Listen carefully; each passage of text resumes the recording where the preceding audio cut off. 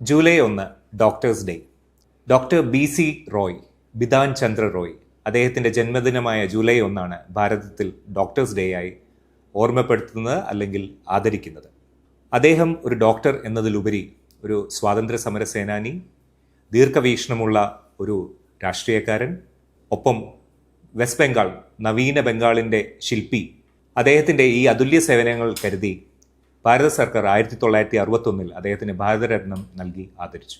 ഭാരതത്തിലെ ലക്ഷക്കണക്കിനുള്ള നിസ്വാർത്ഥ സേവനമനുഷ്ഠിക്കുന്ന ഡോക്ടർമാർക്ക് മുന്നിൽ കൈകൂപ്പിക്കൊണ്ടും അവരുടെ നേരെ വളർന്നു വരുന്ന അതിക്രമങ്ങളിൽ നിരാശയും അതിലുപരി അല്പം അമർഷവും രേഖപ്പെടുത്തിക്കൊണ്ടും ഞങ്ങൾ നിങ്ങൾക്ക് മുന്നിൽ ഒരു ചെറിയ പരിപാടി ഇവിടെ നടത്തുകയാണ്. Doctors round table. Marian medical സെൻറ്ററിലെ ഡോക്ടർമാരെ പങ്കെടുപ്പിച്ചുകൊണ്ടുള്ള ഈ പരിപാടിയിലേക്ക് എല്ലാവർക്കും സ്വാഗതം. നോ യുവർ ഡോക്ടർ എന്നാണ് ഈ പരിപാടിയെ കൊണ്ട് ഉദ്ദേശിക്കുന്നത്. നമ്മുടെ കൂടെ ഇന്ന് കൂടിയിരിക്കുന്നത് മരിയൻ ഹോസ്പിറ്റലിലെ 6 ഡോക്ടേഴ്സാണ്. ഞാൻ ഡോക്ടർ ദാമോദർ കൃഷ്ണൻ, ഞാൻ കൺസൾട്ടൻറ്റ് ഗ്യാസ്ട്രോഎൻട്രോളജിസ്റ്റ് ആണ്. എന്നോടൊപ്പമുള്ള മറ്റ് 5 ഡോക്ടേഴ്സിനെ പരിചയപ്പെടുത്താം. ഡോക്ടർ ജോളിമോൻ ജോർജ്, കൺസൾട്ടൻറ്റ് ഫിസിഷ്യനാണ്. ഡോക്ടർ നിതിൻ, എമർജൻസി ഫിസിഷ്യനാണ്. Doctor Ramakrishnan, consultant nephrologist. Doctor Lynette, consultant physician. Doctor Anusree, consultant pulmonologist. വളരെ കാഷ്വൽ ആയിട്ടുള്ള ഒരു പരിപാടിയിലേക്കാണ് നിങ്ങളെ സ്വാഗതം ചെയ്യുന്നത്. ആദ്യമായി ഡോക്ടർ ജോളിമോൻ ജോർജ്, കൺസൾട്ടൻറ്റ് ഫിസിഷ്യനാണ് താങ്കൾ. താങ്കളുടെ ഡിപ്പാർട്ട്മെൻറ്റിനെ കുറിച്ച് 2 വാക്കുകളൊന്ന് പറയാമോ? എന്താണ് മെഡിസിൻ ഡിപ്പാർട്ട്മെൻറ്റ്? എന്ത് തരം രോഗങ്ങളാണ് സാധാരണയായി കാണുന്നത്?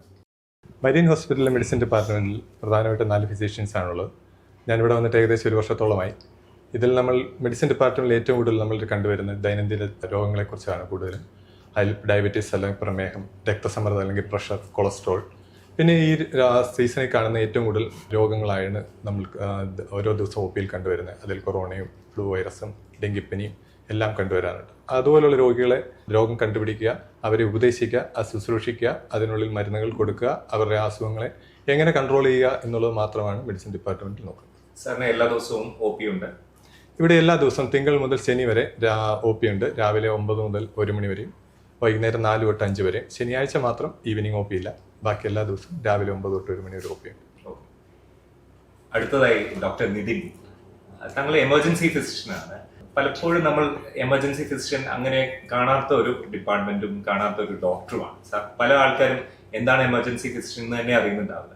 സാധാരണയായി താങ്കളുടെ ഒരു ഡെയിലി റൂട്ടീൻ എന്താണ് സാധാരണ എമർജൻസി ഫിസിഷ്യൻ ഡോക്ടർ ചെയ്യുന്നത്? എമർജൻസി എന്ന് പറഞ്ഞാൽ ആക്ച്വലി ഒരു ഹോസ്പിറ്റലിൻ്റെ ഒരു ഫേസ് എന്ന് വേണമെങ്കിൽ പറയാം. നമ്മൾ പണ്ട് കണ്ടൊരു സ്ഥിതി അനുസരിച്ച് പണ്ട് കാഷ്വാലിറ്റി ഡിപ്പാർട്ട്മെൻ്റ് ആയിരുന്നു എല്ലാവർക്കും പരിചയം. ഇപ്പോഴും എല്ലാവരും എമർജൻസിനെ കൺഫ്യൂസ് ചെയ്യാൻ തന്നെ കാഷ്വാലിറ്റി ഡിപ്പാർട്ട്മെൻറ്റ് എന്ന് പറഞ്ഞിട്ടാണ്. അപ്പോൾ കാഷ്വാലിറ്റിയിലൊരു ഫസ്റ്റ് എയ്ഡ് എന്ന രീതിയാണ് മിക്കതും നടക്കുന്നത്. ഒരു അങ്ങനത്തെ ഒരു കൺസെപ്റ്റ്. അതായത് ആദ്യം വരുന്ന പേഷ്യൻറ്റിനെ കാണുന്നു, അത് മറ്റേ ഓർഡർ ഒന്നും ഉണ്ടാവില്ല. എപ്പോഴും പേഷ്യൻ്റ് എപ്പോഴും ആദ്യം വരും. ഇപ്പോൾ OP-യിൽ കാണുന്ന പോലെ തന്നെ ആദ്യം വരുന്ന പേഷ്യൻ്റ് ആദ്യം കാണുന്നു. സിക്കായ പേഷ്യൻറ്റ് ചിലപ്പോൾ പ്രോപ്പർ ട്രീറ്റ്മെൻറ്റ് കിട്ടില്ല. അപ്പോൾ അത് മിക്കതും ഒരു ജൂനിയർ ഡോക്ടേഴ്സ് ആയിരിക്കും നോക്കുന്നത്. പിന്നെ ബാക്കി സ്പെഷ്യലിസ്റ്റുകൾ വന്ന് പ്രോപ്പർ ട്രീറ്റ്മെൻറ്റ് അവർക്ക് വരുമായിരിക്കും കിട്ടുന്നത്. ഈ കാഷ്വാലിറ്റിയിൽ അല്ലെങ്കിൽ എമർജൻസിയിൽ വരുന്ന പേഷ്യൻറ്റ് അവരുടെ ഒരു വേസ്റ്റ് ഡേയിലായിരിക്കും വരുന്നത്. മീൻസ് അവർക്ക് ഒരു പുതിയൊരു രോഗം വരുന്നു. ചിലപ്പോൾ അവർ ഇതിനു മുമ്പ് എക്സ്പെക്ട് ചെയ്യാത്ത രോഗമായിരിക്കും. എന്ത് രോഗം വേണമെങ്കിലും ആവാം. അത് ചിലപ്പോൾ പനി, ചുമ, അങ്ങനത്തെ കാര്യങ്ങളായിരിക്കും. ഇവൻ നെഞ്ചുവേദന, ശ്വാസം മുട്ട്, സ്ട്രോക്ക്, അറ്റാക്ക്, അറസ്റ്റായിട്ട് വരാം.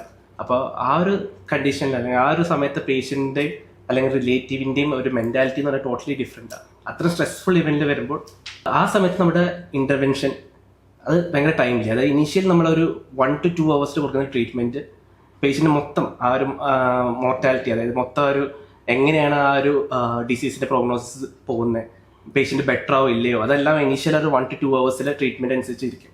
So as an emergency physician ഞാൻ ഇതെല്ലാം മാനേജ് ചെയ്യണം. അപ്പോൾ ഏത് പേഷ്യൻസും റെസ്പെക്റ്റീവ് ഓഫ് ദി ഏജ്, ഇപ്പോൾ അഡൽട്ടാണോ, എൽഡർലി ആണോ, അതോ പീഡിയാട്രിക്സ് ആണോ, അല്ലെങ്കിൽ ട്രോമയാണോ, അല്ലെങ്കിൽ മെഡിക്കൽ എമർജൻസി ആണോ, ഏതാണെങ്കിലും നമ്മൾ ഇനീഷ്യൽ സ്റ്റെബിലൈസേഷൻ നമ്മൾ പ്രോപ്പറായിട്ട് ചെയ്യണം.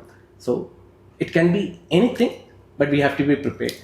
ഒരു അഡ്രിനാലിൻ റഷ് ഉള്ളൊരു ഡിപ്പാർട്ട്മെൻറ്റാണ്. പിന്നെ നമ്മൾ ചെയ്യുന്ന ഇൻ്റർവെൻഷൻസിൽ ഒരു വ്യത്യാസം എന്ന് പറഞ്ഞാൽ ബാക്കി ഡിപ്പാർട്ട്മെൻറ്റ്സുള്ള വ്യത്യാസം എന്ന് പറഞ്ഞാൽ ബാക്കി ഡിപ്പാർട്ട്മെൻറ്റിൽ ചിലപ്പോൾ പേഷ്യൻ്റ് ഇപ്പോൾ 5-6 ദിവസം കഴിഞ്ഞിട്ട് ചിലപ്പോൾ പേഷ്യൻ്റ് ബെറ്റർ ആകും. നമ്മൾ ചെയ്യുന്ന ഒരു ഇൻ്റർവെൻഷൻ ചിലപ്പോൾ നമുക്ക് വിത്തിൻ ആ ഒരു മണിക്കൂറിൽ നമുക്ക് അതിൻ്റെ റിസൾട്ട് അറിയാൻ പറ്റും. So it's stressful but very satisfying. അടുത്തതായി ഡോക്ടർ രാമകൃഷ്ണൻ, അദ്ദേഹം കൺസൾട്ടന്റ് നെഫ്രോളജിസ്റ്റ് ആണ്. ഡോക്ടർ, സാധാരണയായി നമ്മൾ നെഫ്രോളജി ഡിപ്പാർട്ട്മെന്റ് എന്ന് പറയുന്നത് മിക്കപ്പോഴും നമ്മൾ ഐഡന്റിഫൈ ചെയ്യുന്ന ഡയാലിസിസ് ചെയ്യുന്ന രോഗികളെ പറ്റിയാണ്. എന്നാൽ OP അല്ലെങ്കിൽ IP കെയർ, അത് ഇൻപേഷ്യന്റ് കെയർ, അങ്ങനെയുള്ള രോഗികൾ എന്തൊക്കെ അസുഖങ്ങളായിട്ടാണ്, അല്ലെങ്കിൽ താങ്കളുടെ ഡെയിലി റുട്ടീൻ എങ്ങനെയാണ്? നമ്മുടെ നെഫ്രോളജി ഡിപ്പാർട്ട്മെൻറ്റിൽ ഡയാലിസിസ് മാത്രമല്ല, നമ്മൾ അനേകം കാര്യങ്ങൾ അതുപോലെ തന്നെ കൈകാര്യം ചെയ്യുന്നുണ്ട്. ഇപ്പോൾ ഞാനിപ്പോൾ രാവിലെ വരുമ്പോഴത്തേക്ക് ആദ്യം നേരെ ഡയാലിസിസിലോട്ടാണ് പോകുന്നത്.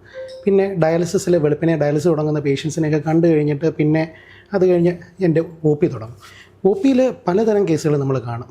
ഒരു സ്ഥായിയായ വൃക്ക തകരാറുള്ളവർ, ക്രോണിക് കിഡ്നി ഡിസീസ്, പിന്നെ താൽക്കാലികമായ വൃക്ക തകരാറുമായിട്ട് വരുന്നവർ, അങ്ങനെ കുറച്ച് പേര്. അതായത് ഇപ്പം വയറിളക്കം, ഛർദി, അല്ലെങ്കിൽ ഓൾട്ടർനേറ്റ് മെഡിസിൻസ് എടുത്തവർ, അങ്ങനെയൊക്കെ ഉള്ളവർക്ക് അക്യൂട്ട് കിഡ്നി ഇഞ്ചുറി വരുന്നവർ. പിന്നെ ഇതിനെല്ലാം പുറമെ പ്രോട്ടീൻ ലീക്ക്, അമിതമായിട്ട് വൃക്കകളിൽ നിന്ന് പ്രോട്ടീൻ ലീക്ക് നടന്ന് നെഫ്രോട്ടിക് സിൻഡ്രോം എന്ന അവസ്ഥയിൽ വരുന്നവർ. പിന്നെ ഗ്ലോമർലോനെഫ്രൈറ്റിസ്, അതായത് കൈകാലുകളിൽ നീര് വന്ന് രക്തസമ്മർദ്ദം പെട്ടെന്ന് കൂടി വളരെ പെട്ടെന്ന് ഉണ്ടാകുന്ന ഒരവസ്ഥാന്തരം.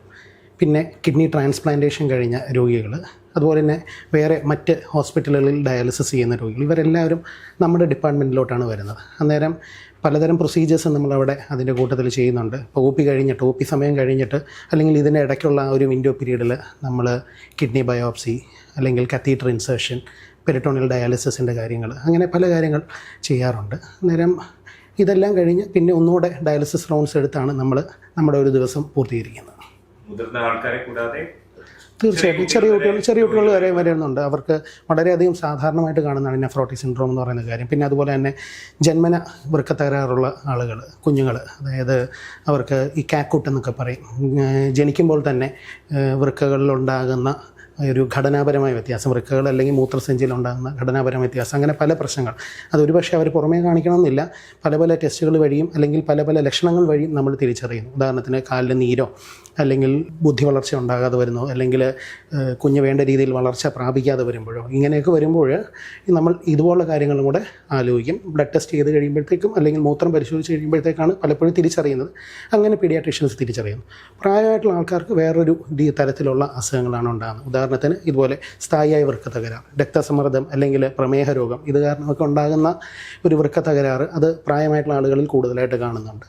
പിന്നെ ഈ പലതരം ഓൾട്ടർനേറ്റ് മെഡിക്കേഷൻസ്, അല്ലെങ്കിൽ വേദന സംഹാരികൾ, ഇതെല്ലാം കഴിച്ചിട്ടുണ്ടാകുന്ന വൃക്ക തകരാറ്, അതായത് താൽക്കാലികമായിട്ട് ഇവർക്ക് റിക്കവറിക്കുള്ള ചാൻസുകളും കൂടുതലാണ്. അന്നേരം ഇതുപോലുള്ള രോഗികൾ, ഇങ്ങനെ ഒരു വൈഡ് പ്രൊഫൈൽ, ഇതിനെല്ലാം പുറമെ രക്തസമ്മർദ്ദം നിയന്ത്രണത്തിലാകാൻ പറ്റാതെ വരുമ്പോൾ ഫിസിഷ്യൻസ് പലപ്പോഴും നമ്മുടെ അടുത്തോട്ട് രോഗികളെ അയക്കാറുണ്ട്. അങ്ങനെ വരുമ്പോഴത്തേക്ക് അതിനകത്ത് വൃക്ക സംബന്ധമായിട്ടുള്ള എന്തെങ്കിലും കാരണങ്ങളുണ്ടോ എന്നുള്ളതും കൂടെ നോക്കി കണ്ടുപിടിക്കാനായിട്ടും കൂടെ നമ്മൾ ശ്രമിക്കുന്നതായിരിക്കും. അടുത്തതായി ഡോക്ടർ ലിനറ്റ്, മെഡിസിൻ ഡിപ്പാർട്ട്മെന്റ് തന്നെയാണ്. മേഡത്തിൻ്റെ പ്രാക്ടീസ് സാധാരണയായി കൂടുതലായി കാണുന്ന രോഗികൾ, അല്ലെങ്കിൽ കൂടുതൽ കോംപ്ലിക്കേഷനുകളിലേക്ക് പോകുന്ന രോഗികൾ, അവരെ പറ്റി ഒന്ന് പറയാമോ? മെഡിക്കൽ OPയെ കുറിച്ച് പറയുകയാണെങ്കിൽ നമ്മൾ കൂടുതലായിട്ട് കണ്ടുവരുന്നത് പനി രോഗങ്ങൾ തന്നെയാണ്. അതുപോലെ തന്നെ ലൈഫ് സ്റ്റൈൽ ഡിസീസസ് കാണാറുണ്ട്. ഇപ്പോൾ പനി രോഗങ്ങളായിട്ട് വരുന്ന ആളുകൾ, അത് പനി രോഗങ്ങൾ സാധാരണ പനിയുണ്ട്, നമുക്ക് പെട്ടെന്ന് മാറുന്ന തരം പനികളുണ്ട്, കോംപ്ലിക്കേഷൻസ് വരുന്ന തരം പനികളുണ്ട്. ഇപ്പോൾ നമ്മൾ ഈ മഴക്കാല രോഗങ്ങളൊക്കെ എടുക്കുകയാണെങ്കിൽ ഏറ്റവും കൂടുതൽ നമ്മളങ്ങനെ കാണുന്നത് എലിപ്പനിയൊക്കെയാണ്. ഡെങ്കിപ്പനി കോംപ്ലിക്കേറ്റഡ് ആവാറുണ്ട്. ഇങ്ങനെ സാധാരണ ഒരു പനി നമ്മൾ കാണുന്ന രീതിയിൽ 5 ദിവസം കൊണ്ട് മരുന്ന് കഴിച്ച് മാറുന്ന തരത്തിലല്ലാത്ത പനികളും ഉണ്ട്. അപ്പോൾ എന്തൊരു ഡിസീസും നമുക്കൊരു സെപ്സിസ് അല്ലെങ്കിൽ അത് രക്തത്തിലേക്ക് കലർന്നു കഴിഞ്ഞാൽ നമുക്ക് സീരിയസ് ആവാം, അതിൻ്റെ കോംപ്ലിക്കേഷൻസ് വരാം.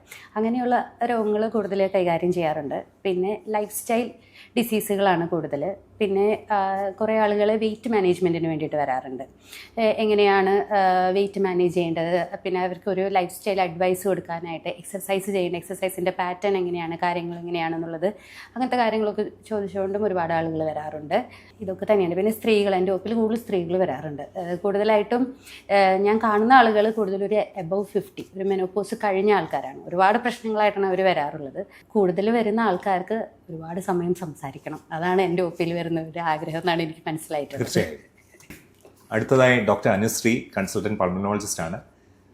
മാഡം, നമ്മൾ പൾമനോളജി വിഭാഗം എന്ന് കേൾക്കുമ്പോൾ പല ജനറൽ പബ്ലിക്കിൻ്റെ ഇടയിൽ ചുമ, ശ്വാസമുട്ടൽ, ഇതല്ലാതെ ബാക്കി സാധാരണയായി OPയിൽ വരുന്ന അസുഖങ്ങളോ അല്ലെങ്കിൽ കംപ്ലൈൻറ്റുകളോ എന്തൊക്കെയാണ്? ഡെഫിനറ്റ്ലി ചുമ ശ്വാസമുട്ട് തന്നെയാണ് മെയിൻ കംപ്ലൈൻറ്റ്. മെയിൻ രോഗങ്ങളായിട്ട് വരുന്നത് ഈ COPD, ആസ്മ, അലർജി അതൊക്കെ തന്നെയാണ്. ഇത് കൂടാതെ പിന്നെ കണ്ടുവരുന്ന കംപ്ലയിൻറ്റ്സ് എന്ന് പറയുന്നത് ചില പേഷ്യൻസ് ക്രോണിക്കായിട്ട് ചുമ, ഈ കഫക്കെട്ട് അല്ലെങ്കിൽ ശ്വാസമുട്ട് എന്ന് പറയുന്നത് ക്രോണിക്കായിട്ട് നിൽക്കുമ്പോൾ ഈ TB പോലുള്ള രോഗങ്ങൾ, അതായത് ക്ഷയരോഗം, അത് ഭയങ്കര കോമൺ ആണ്. പിന്നെ വരുന്നത് നമ്മുടെ എന്തെങ്കിലും മാലിഗ്നൻസീസ്, ശ്വാസകോശത്തിലെ ക്യാൻസറുകൾ, അത് ഇപ്പോൾ പണ്ടത്തെക്കാലം കൂടുതലായിട്ട് ഇപ്പോൾ കണ്ടുവരുന്നുണ്ട്. ഈവൻ പണ്ട് നമ്മൾ വിചാരിച്ചിരുന്നത് ഈ മാലിഗ്നൻസി എന്ന് പറയുന്നത് അല്ലെങ്കിൽ ക്യാൻസർ എന്ന് പറയുന്നത് യൂഷ്വലി പുക വലിക്കുന്ന പുരുഷന്മാരിൽ വരുന്ന ഒരു രോഗമായിട്ടാണ് നമ്മൾ കൂടുതലും വിചാരിച്ചിരുന്നത്. പക്ഷേ ഇപ്പോൾ അങ്ങനെയല്ല. ഇപ്പോൾ സ്ത്രീകളിലും കൂടുതലായിട്ട് ശ്വാസകോശ ക്യാൻസറുകൾ കാണുന്നുണ്ട്. പിന്നെ ഇൻറ്റർസ്റ്റിഷ്യൽ ലങ് ഡിസീസ് പോലുള്ള രോഗങ്ങൾ, ഇവയൊക്കെ മാറ്റി നിർത്തിയാലും ഏറ്റവും കൂടുതൽ പേഷ്യൻസ് വരുന്നത് ഈ COPD, ആസ്മ, അലർജി ഈ രോഗങ്ങൾക്കായാണ് കൂടുതലും പേഷ്യൻസ് OP വന്ന് കാണിക്കാറുള്ളത്. ഇത് ഇന്റർവെൻഷനും കൂടെ ഉള്ള ഒരു ഡിപ്പാർട്ട്മെന്റ് ആണ്. അതെ അതെ. എന്തൊക്കെ തരം ഇന്റർവെൻഷൻസ് ആണ് പൾമണോളജി വിഭാഗത്തിൽ സാധാരണ? നമ്മൾ ബേസിക് ആയിട്ട് തുടങ്ങുകയാണെങ്കിൽ നമുക്ക് അൾട്രാസൗണ്ട് ഗൈഡഡ് ആയിട്ട്, ഇമേജ് ഗൈഡഡ് ആയിട്ട് കുറേ ഇന്റർവെൻഷൻസ് ചെയ്യാൻ പറ്റും. ഒന്ന്, നമുക്ക് ശ്വാസകോശത്തിന് ചുറ്റും നീർക്കെട്ട് വന്നാൽ പ്ലൂറൽ എഫ്യൂഷൻ അത് നമുക്ക് എടുത്ത് പരിശോധിക്കാൻ പറ്റും. അതുപോലെ തന്നെ ശ്വാസമുട്ട് കുറയ്ക്കാൻ വേണ്ടിയിട്ട് അത് കുറേ കുത്തിയെടുത്ത് കളയാനും പറ്റും. പിന്നെ അൾട്രാസൗണ്ട് ഗൈഡഡ് ആയിട്ട് തന്നെ നമുക്ക് ബയോപ്സി എടുക്കാൻ പറ്റും. ഒരു ലങ്ങിനകത്തൊരു തടുപ്പ് ഉണ്ടെന്ന് കണ്ടാൽ അതിൽ നിന്ന് ബയോപ്സി എടുക്കാൻ പറ്റും. പിന്നെ നമ്മൾ ചെയ്യുന്നത് ഒന്ന് ICD ഇൻസർഷൻ എന്ന് പറയും. അതായത് ശ്വാസകോശത്തിന് പുറമെ വായുവോ പഴുപ്പോ വെള്ളമോ കെട്ടിക്കഴിഞ്ഞാൽ അത് നമുക്കൊരു ട്യൂബ് ഇട്ട് ഡ്രെയിൻ ചെയ്യാൻ പറ്റും. ICD ഇൻസർഷൻ ചെയ്യാറുണ്ട്.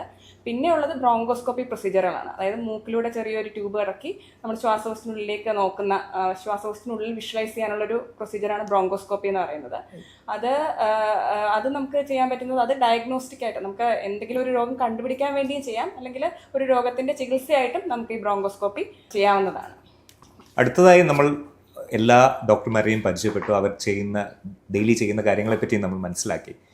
കുറച്ച് കാര്യങ്ങൾ കുറച്ച് ഇൻഡെപ്ത് ആയിട്ട് പോകാമെന്ന് ഞാൻ വിചാരിക്കുന്നു. ഓരോ ഡോക്ടർമാരിലേക്കും അവരവർ കൈകാര്യം ചെയ്യുന്ന വിഭാഗത്തിൽ പെടുന്ന കോമൺ ആയിട്ടുള്ള കാര്യങ്ങളെ പറ്റിയ ഒരു ചോദ്യം കൂടിയാണ്. ആദ്യമായി ഡോക്ടർ ജോളിമോൻ ജോർജ്, നമ്മൾ ഇന്ത്യ എന്ന് പറയുന്നത് ഡയബറ്റീസിൻ്റെ ഒരു ക്യാപിറ്റലായിട്ടാണ് അറിയപ്പെടുന്നത്. വളരെയധികം ആൾക്കാർ ഏർലി, അതായത് ഒരു 30 വയസ്സിലൊക്കെ ഇപ്പോൾ ഡയബറ്റീസ് കണ്ടുപിടിക്കപ്പെടുന്നുണ്ട്. ഈ ഡയബറ്റീസിൻ്റെ ട്രീറ്റ്മെൻറ്റ് എത്രത്തോളം ചലഞ്ചിങ് ആണ്, അല്ലെങ്കിൽ കുറച്ച് മരുന്നുകൾ അല്ലെങ്കിൽ ഇൻസുലിൻ എന്നതിലുപരി ഡയബറ്റീസ് മാനേജ്മെൻറ്റിനെ എങ്ങനെയാണ് കാണുന്നത്? ഡയബറ്റീസ് മാനേജ്മെൻറ്റ് ഡോക്ടർ ആദ്യം സൂചിപ്പിച്ചതുപോലെ പണ്ടൊക്കെ നമ്മളിപ്പോഴും പറയും Type 1 and Type 2 ഡയബറ്റീസ്. അപ്പോൾ Type 2 എന്ന് പറഞ്ഞാൽ പണ്ടൊരു ഏജ് ഓഫ് കട്ട് ഓഫ് വെച്ചിട്ട് നമ്മൾ 40 വയസ്സിന് മുകളിലാണ്. ഡോക്ടർ നേരത്തെ സൂചിച്ചതുപോലെ അത് 25 വയസ്സിന് മുകളിൽ വരെ ഇപ്പോൾ Type 2 എന്ന് പറയുന്നത് കണ്ടുവരാൻ തുടങ്ങി. നമ്മുടെ ഭക്ഷണക്രമം തന്നെയാണ് അതിനകത്ത് ഏറ്റവും പ്രധാനം. കുട്ടികളിൽ ഇപ്പോൾ പൊതുവെ PT എന്ന് പറയുന്ന ഒരു പീരീഡ് പോലും സ്കൂളുകളിൽ കാണാറില്ല. എക്സസൈസ് ഇല്ലായ്മ, തടി കൂടി വരുന്നു, അവർ ഫാസ്റ്റ് ഫുഡ് കഴിക്കുന്നു. അതെല്ലാം നമ്മുടെ ശരീരത്തെ പാങ്ക്രിയാസ് എന്ന് പറയുന്ന അവയവങ്ങളുടെ പ്രവർത്തനം നന്നായിട്ട് കുറച്ചുകൊണ്ട് വരികയും ഷുഗർ എന്ന് പറയുന്ന അവസ്ഥയിലേക്ക് ആളെ എളുപ്പം കൊണ്ടുപോവുകയും ചെയ്യുന്നുണ്ട്. നമുക്കിതിൽ ചലഞ്ചിങ് എന്ന് പറയുന്ന പോർഷൻ, എല്ലാവരും ഒരു മിഥ്യാധാരണ ഷുഗർ വന്നു കഴിഞ്ഞാൽ ജീവിതം പോയി, ഇനി എന്നെ കൊണ്ടൊന്നിനും പറ്റത്തില്ല എന്നുള്ള ഒരു ഡിപ്രഷൻ മൂഡാണ് എല്ലാവരും തുടക്കം വരുന്നത്. നമുക്കൊരു 50 വയസ്സ് കഴിഞ്ഞാൽ അമ്മച്ചിമാരാണെങ്കിൽ അവരതിനോട് പൊരുത്തപ്പെടും. പക്ഷേ 25 വയസ്സിലുള്ള ഇന്ന് തന്നെ 2 കുട്ടികളുണ്ടായിരുന്നു. അവർ ഗൾഫിൽ വർക്ക് ചെയ്യുന്നവരായിരുന്നു. ഇതേ ഫാസ്റ്റ് ഫുഡ് കഴിച്ച് ആ ഷുഗർ എന്ന് പറയുന്ന അവസ്ഥയിലേക്ക് കയറി വരുമ്പോൾ അവർ ഡിപ്രഷൻ മൂഡാണ്. അപ്പോൾ ഷുഗർ എന്ന് പറഞ്ഞാൽ, അതായത് ഡയബറ്റീസ് എന്ന് പറയുന്ന സ്റ്റേജിലേക്ക് കയറി കഴിഞ്ഞ് കഴിഞ്ഞാൽ ഇവരെ ആദ്യം നമ്മളൊന്ന് എഡ്യൂക്കേറ്റ് ചെയ്ത് കൊടുക്കുകയാണ്. പഞ്ചസാര എന്ന് പറയുന്ന ഒരു അസുഖം, അല്ല പ്രമേഹം എന്ന് പറയുന്ന ഒരു അസുഖം ശരീരത്തിനകത്ത് പിടിച്ചു കഴിഞ്ഞാൽ അതൊരു ജീവിതത്തിൻ്റെ അവസാനമല്ല. ഇത് വളരെ എളുപ്പമാണ്. നമുക്ക് കുറച്ച് കാര്യങ്ങൾ നമ്മുടെ ജീവിത സാഹചര്യങ്ങൾ, പ്രത്യേകിച്ച് എക്സസൈസ്, ശരിയായ ഭക്ഷണക്രമം, അത് നമ്മൾ നോക്കിക്കഴിഞ്ഞാൽ ഒരു പരിധിവരെ നമുക്ക് മരുന്ന് പോലും ഇല്ലാതെ ആദ്യത്തെ ഒരു 5 വർഷം ശരിയായ രീതിയിൽ എക്സസൈസും ഭക്ഷണക്രമവും പാലിച്ച് നോർമലായി കൊണ്ടുപോകുന്ന ഒത്തിരി വ്യക്തികളുണ്ട്. തുടക്കത്തിലെ ഇൻസുലിൻ ഗുളിക എന്ന് പറഞ്ഞ് കൊടുക്കുന്നത് തീർത്തും തെറ്റായ ധാരണയാണ്. അത് ഭക്ഷണക്രമം നോക്കി 5ഉം 10ഉം വർഷം ശരിയായ രീതിയിൽ പോയ ആൾക്കാർ ഒത്തിരിയുണ്ട്. അത് പ്രോട്ടീൻ്റെ അളവ് ഭക്ഷണത്തിൽ കൂട്ടുന്നു, കാർബ് അന്നജത്തിൻ്റെ അളവ് കുറയ്ക്കുന്നു, ശരിയായ രീതിയിൽ എക്സസൈസ് ചെയ്യുന്നു, നൈറ്റ് ഫുഡ്, ഓവർനൈറ്റ് ഫാസ്റ്റിംഗ് എന്ന് പറയുന്ന മെത്തേഡ് എല്ലാവരും അഡാപ്റ്റ് ചെയ്ത് പൊരുത്തപ്പെട്ട് തുടങ്ങിക്കഴിഞ്ഞാൽ ഈസി ആയിട്ട് ഇതിനെ കൺട്രോൾ ചെയ്ത് കൊണ്ടുവരാൻ പറ്റും. നമുക്ക് അത് കഴിഞ്ഞ് ഒരു 5 വർഷം, ഒരു 5 മുതൽ 8 വർഷം കഴിഞ്ഞിട്ടായിരിക്കും നമുക്ക് മിക്കവാറും ഒരു മരുന്നുകൾ എന്ന് പറഞ്ഞ രീതി തുടങ്ങേണ്ടി വരുള്ളൂ. പക്ഷെ ചിലവർ അശ്രദ്ധപരമായി ഇത് കൈകാര്യം ചെയ്യുന്നത്. അവർ വീണ്ടും എക്സസൈസ് ചെയ്യാൻ ശ്രമിക്കത്തില്ല. അവരുടെ ജീവിതത്തിൻ്റെ വ്യാകുലതയിൽ ജോലി തന്നെ ചെയ്തു പോകും. ഭക്ഷണക്രമം ശ്രദ്ധിക്കത്തില്ല. കൂടുതലും മന്നജം തന്നെ കഴിച്ചു പോകും. അവരതിനെ കുറിച്ച് ട്രെയിൻ ചെയ്യാനോ ഒരു പ്രോപ്പർ എക്സസൈസ് ചെയ്യാനോ ശ്രമിക്കാറില്ല. അങ്ങനെ വരുമ്പോൾ ഷുഗർ പെട്ടെന്ന് തന്നെ മൂർധന്യാവസ്ഥയിലേക്ക് മൂർച്ഛിക്കാൻ തുടങ്ങും. നമുക്കത് നേരത്തെ തന്നെ രോഗികൾക്ക് ഇൻസുലിനിലേക്ക് തന്നെ പോകേണ്ട ഇത് വരാറുണ്ട്. അവരതിൻ്റെ മൂർച്ഛിച്ച് DK അല്ലെങ്കിൽ ഡയബറ്റിക് കീറ്റോസിഡോസ് ആയിട്ട് ICU വരെ അഡ്മിറ്റ് ചെയ്യുന്ന കുട്ടികൾ കുട്ടികൾ എന്ന് പറയത്തില്ല, യുവാക്കൾ 30 വയസ്സ് മുതൽ 40 വയസ്സിനിടയ്ക്ക് വരുന്ന ഒത്തിരി ആൾക്കാരെ കാണാറുണ്ട്. നമുക്കിതിന് ഒരു ഒറ്റ ഉദ്ദേശമുള്ളൂ, നിങ്ങൾ ആരോഗ്യം ആദ്യം ശ്രദ്ധിക്കുക.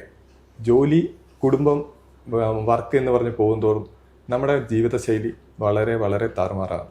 അതിൽ പെട്ടെന്ന് തന്നെ ഡയബറ്റിക് വരും. പ്രത്യേകിച്ച് ഫാമിലി ഹിസ്റ്ററി സ്ട്രോങ് ആയിട്ട് അപ്പനോ അമ്മയോ അമ്മയുടെ ഫാമിലിയിലോ ഷുഗർ ഉണ്ടെങ്കിൽ അപ്പോൾ അതിനെ ഒന്ന് പിടിച്ചു നിർത്തുക എന്നുള്ള കർത്തവ്യം എപ്പോഴും 60 മുതൽ 70% ലൈഫ് സ്റ്റൈലാണ്. അത് എക്സസൈസ്, ശരിയായ ഭക്ഷണക്രമം, കൃത്യസമയത്ത് കഴിക്കുക, ശരിയായ ഭക്ഷണം, അതിനകത്ത് പ്രോട്ടീനും സാലഡും ഫ്രൂട്ട്സും ഒക്കെ കൂടുതൽ കഴിച്ചുകൊണ്ട് അന്നജത്തെ താത്തിക്കൊണ്ട് വന്നു കഴിഞ്ഞാൽ ഡെഫിനറ്റ്ലി ഇത് കൺട്രോൾ ചെയ്തെടുക്കാം. അടുത്തതായി ഡോക്ടർ നിതിൻ, നേരത്തെ നമ്മൾ പറഞ്ഞതാണ് ഈ ഒരു കാഷ്വാലിറ്റി സർവീസും എമർജൻസി ഡിപ്പാർട്ട്മെന്റ്, ഇപ്പോൾ അത് മാറി. നമ്മളെല്ലാവരും പഠിക്കുന്ന കാലഘട്ടത്തിൽ കാഷ്വാലിറ്റി എന്ന് പറയുന്നത് ജസ്റ്റ് ഒരു എമർജൻസി ആയിട്ട് വന്നു, അന്നേരത്തേക്കുള്ള ട്രീറ്റ്മെൻറ്റ് എടുത്തു, അവർ തിരിച്ചു പോകുന്നു. എന്നാൽ എമർജൻസി ഡിപ്പാർട്ട്മെന്റ് എന്ന് പറയുന്ന ഒരു ട്രാൻസിഷനിലേക്ക് നമ്മൾ മാറുമ്പോൾ എന്താണ് ആ ഡിപ്പാർട്ട്മെന്റ് കൊണ്ട് ഉദ്ദേശിക്കുന്നതെന്നാണ്. നമ്മളൊരു ഇമ്മീഡിയറ്റ് ആയിട്ട് ട്രീറ്റ് ചെയ്ത് രോഗിയെ തിരിച്ചു വീട്ടിൽ വിടുന്നതല്ലാതെ എന്താണ് ആ ഡിപ്പാർട്ട്മെന്റിന്റെ പ്രസക്തി? ഞാൻ നേരത്തെ പറഞ്ഞ പോലെ തന്നെ എമർജൻസി ഡിപ്പാർട്ട്മെന്റിൽ അത് ആക്ച്വലി ഒരു സ്പെഷ്യലൈസേഷനാണ്. അപ്പോൾ പണ്ട് കാഷ്വാലിറ്റി ഒരു സ്പെഷ്യലൈസേഷൻ ആയിട്ടല്ല കൺസിഡർ ചെയ്തിരിക്കുന്നത്, എമർജൻസി ഡിപ്പാർട്ട്മെന്റ് ഒരു സ്പെഷ്യലൈസേഷൻ ആയിട്ടാണ് കൺസിഡർ ചെയ്തിരിക്കുന്നത്. അവിടെ നടക്കുന്ന പറഞ്ഞാൽ പേഷ്യൻ്റെ എല്ലാം, അതായത് പേഷ്യൻ്റ് വരുമ്പോൾ തന്നെ പേഷ്യൻ്റെ ട്രയാജിങ് വരും. പേഷ്യൻ്റ് സിക്കാണോ, സിക്കല്ലേ, അല്ലെങ്കിൽ ലെസ് സിക്കാണോ. അപ്പോൾ അതിൽ ഏറ്റവും കൂടുതൽ സിക്കായ പേഷ്യൻറ്റിനെ ആദ്യം അറ്റൻഡ് ചെയ്യും, ആദ്യം കാണും. അപ്പോൾ അതിന് എന്തെങ്കിലും റെസിസ്റ്റിഗേഷൻസ് വല്ല ആവശ്യമുണ്ട്, അതായത് പേഷ്യൻ്റ് ഇപ്പോൾ അറസ്റ്റിലാണ് അല്ലെങ്കിൽ എന്തെങ്കിലും ഇമ്പോർട്ടൻറ്റ് ലൈഫ് സേവിങ് പ്രൊസീജിയേഴ്സ് നമുക്ക് ചെയ്യണോ, അതൊക്കെ നമ്മൾ അവിടെ ചെയ്യും. അപ്പോൾ അത് നമ്മൾ തന്നെയായിരിക്കും ചെയ്യണം. അതിനുവേണ്ടി വേറെ ഡോക്ടേഴ്സിനെയോ അതിനൊന്നും വരുത്തേണ്ട ആവശ്യമില്ല. എല്ലാ ലൈഫ് സേവിങ് ഇൻ്റർവെൻഷൻസും നമ്മൾ തന്നെ ചെയ്യും. പിന്നെ പേഷ്യൻ്റെ ABCD എന്ന് നമ്മൾ പറയും, അതായത് പേഷ്യൻ്റെ airway, breathing, circulation, disability and exposure. അപ്പോൾ ഇതാണ് നമ്മുടെ ഏറ്റവും കീ എലിമെൻറ്റ് എമർജൻസിയിൽ. അപ്പോൾ ഈ ഒരു സംഭവങ്ങൾ സ്റ്റേബിൾ ആയിട്ടുണ്ടെങ്കിൽ നമുക്ക് ആദ്യത്തെ ഒരു 1 to 2 hours പേഷ്യൻ്റ് മിക്കവാറും മരിക്കാനുള്ള ചാൻസുകളൊക്കെ കുറവാണ്. നമ്മുടെ ഏറ്റവും ഇമ്പോർട്ടൻ്റ് എന്ന് പറഞ്ഞാൽ quick diagnosis, quick treatment and stabilise the patient till നമുക്ക് പേഷ്യൻ്റ് ഒന്നെങ്കിൽ ഡിസ്ചാർജ് ചെയ്യാൻ പറ്റും ഡിസ്ചാർജ് ചെയ്യാം, അല്ലെങ്കിൽ പേഷ്യൻ്റ് വേറൊരു ഡിപ്പാർട്ട്മെൻറ്റിൽ അഡ്മിറ്റ് ചെയ്യണമെങ്കിൽ അഡ്മിറ്റ് ചെയ്യാം. അപ്പം നമുക്ക് പ്രശ്നങ്ങളെന്ന് പറഞ്ഞാൽ നമുക്ക് ടൈം വളരെ ലിമിറ്റഡ് ആയിരിക്കും, പെട്ടെന്ന് നമ്മൾ ആക്ട് ചെയ്യണം, ഇൻഫോർമേഷൻ കിട്ടുന്നത് വളരെ ലിമിറ്റഡ് ആയിരിക്കും. കാരണം വരുന്ന പേഷ്യൻ്റ് ചിലപ്പോൾ പേഷ്യൻ്റെ റിലേറ്റീവ്സ് എല്ലാവർക്കും വരാം, ചിലപ്പോൾ നാട്ടുകാരെങ്കിലും കൊണ്ടുവരാം, ചിലപ്പോൾ പേഷ്യൻ്റ് സംസാരിക്കാൻ പറ്റില്ല. നമുക്ക് വളരെ ലിമിറ്റഡ് ഇൻഫോർമേഷൻസ് നമുക്ക് കിട്ടുള്ളൂ. ആ ലിമിറ്റഡ് ഇൻഫോർമേഷനിൽ നമ്മൾ എല്ലാ പ്രൊസീജിയേഴ്സും ചെയ്യണം. ആൻഡ് ഈ പറഞ്ഞ പോലെ ഏത് ഏജ് ഗ്രൂപ്പിലെ പേഷ്യൻസ് വരാം, എന്ത് രോഗം വരും നമുക്ക് എക്സ്പെക്ട് ചെയ്യാൻ പറ്റില്ല. പിന്നെ അന്നത്തെ ഒരു സിറ്റുവേഷൻ ഇപ്പോൾ ഒരു ദിവസം വലിയ തിരക്കുണ്ടാവില്ല, അടുത്ത ദിവസം ചിലപ്പോൾ ഇതുപോലെ വിമാനം ക്രാഷ് ആവുന്നതോ ട്രെയിൻ ക്രാഷ് ആവുന്നതോ അങ്ങനെ എന്ത് എത്ര പേഷ്യൻസും വരാം. അപ്പോൾ എല്ലാത്തിനെയും മാനേജ് ചെയ്യണം.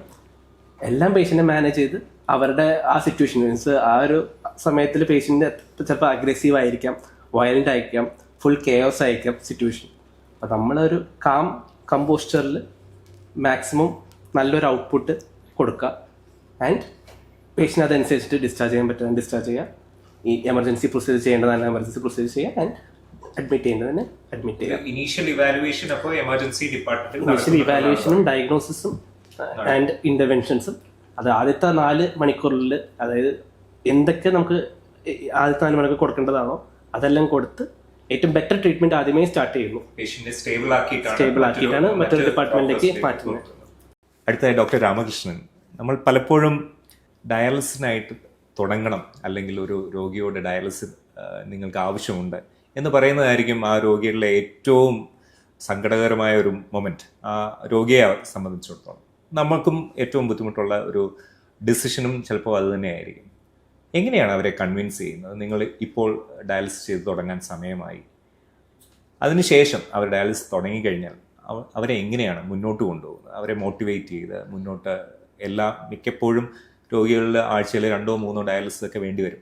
അങ്ങനെയുള്ള രോഗികളെ മോട്ടിവേറ്റ് ചെയ്ത് അവരുടെ ക്വാളിറ്റി ഓഫ് ലൈഫ്, അവരുടെ നല്ല രീതിയിൽ അവരെ മുന്നോട്ട് കൊണ്ടുപോകാൻ എങ്ങനെയാണ് താങ്കൾ അവരെ പാകപ്പെടുത്തിയെടുക്കുന്നത്?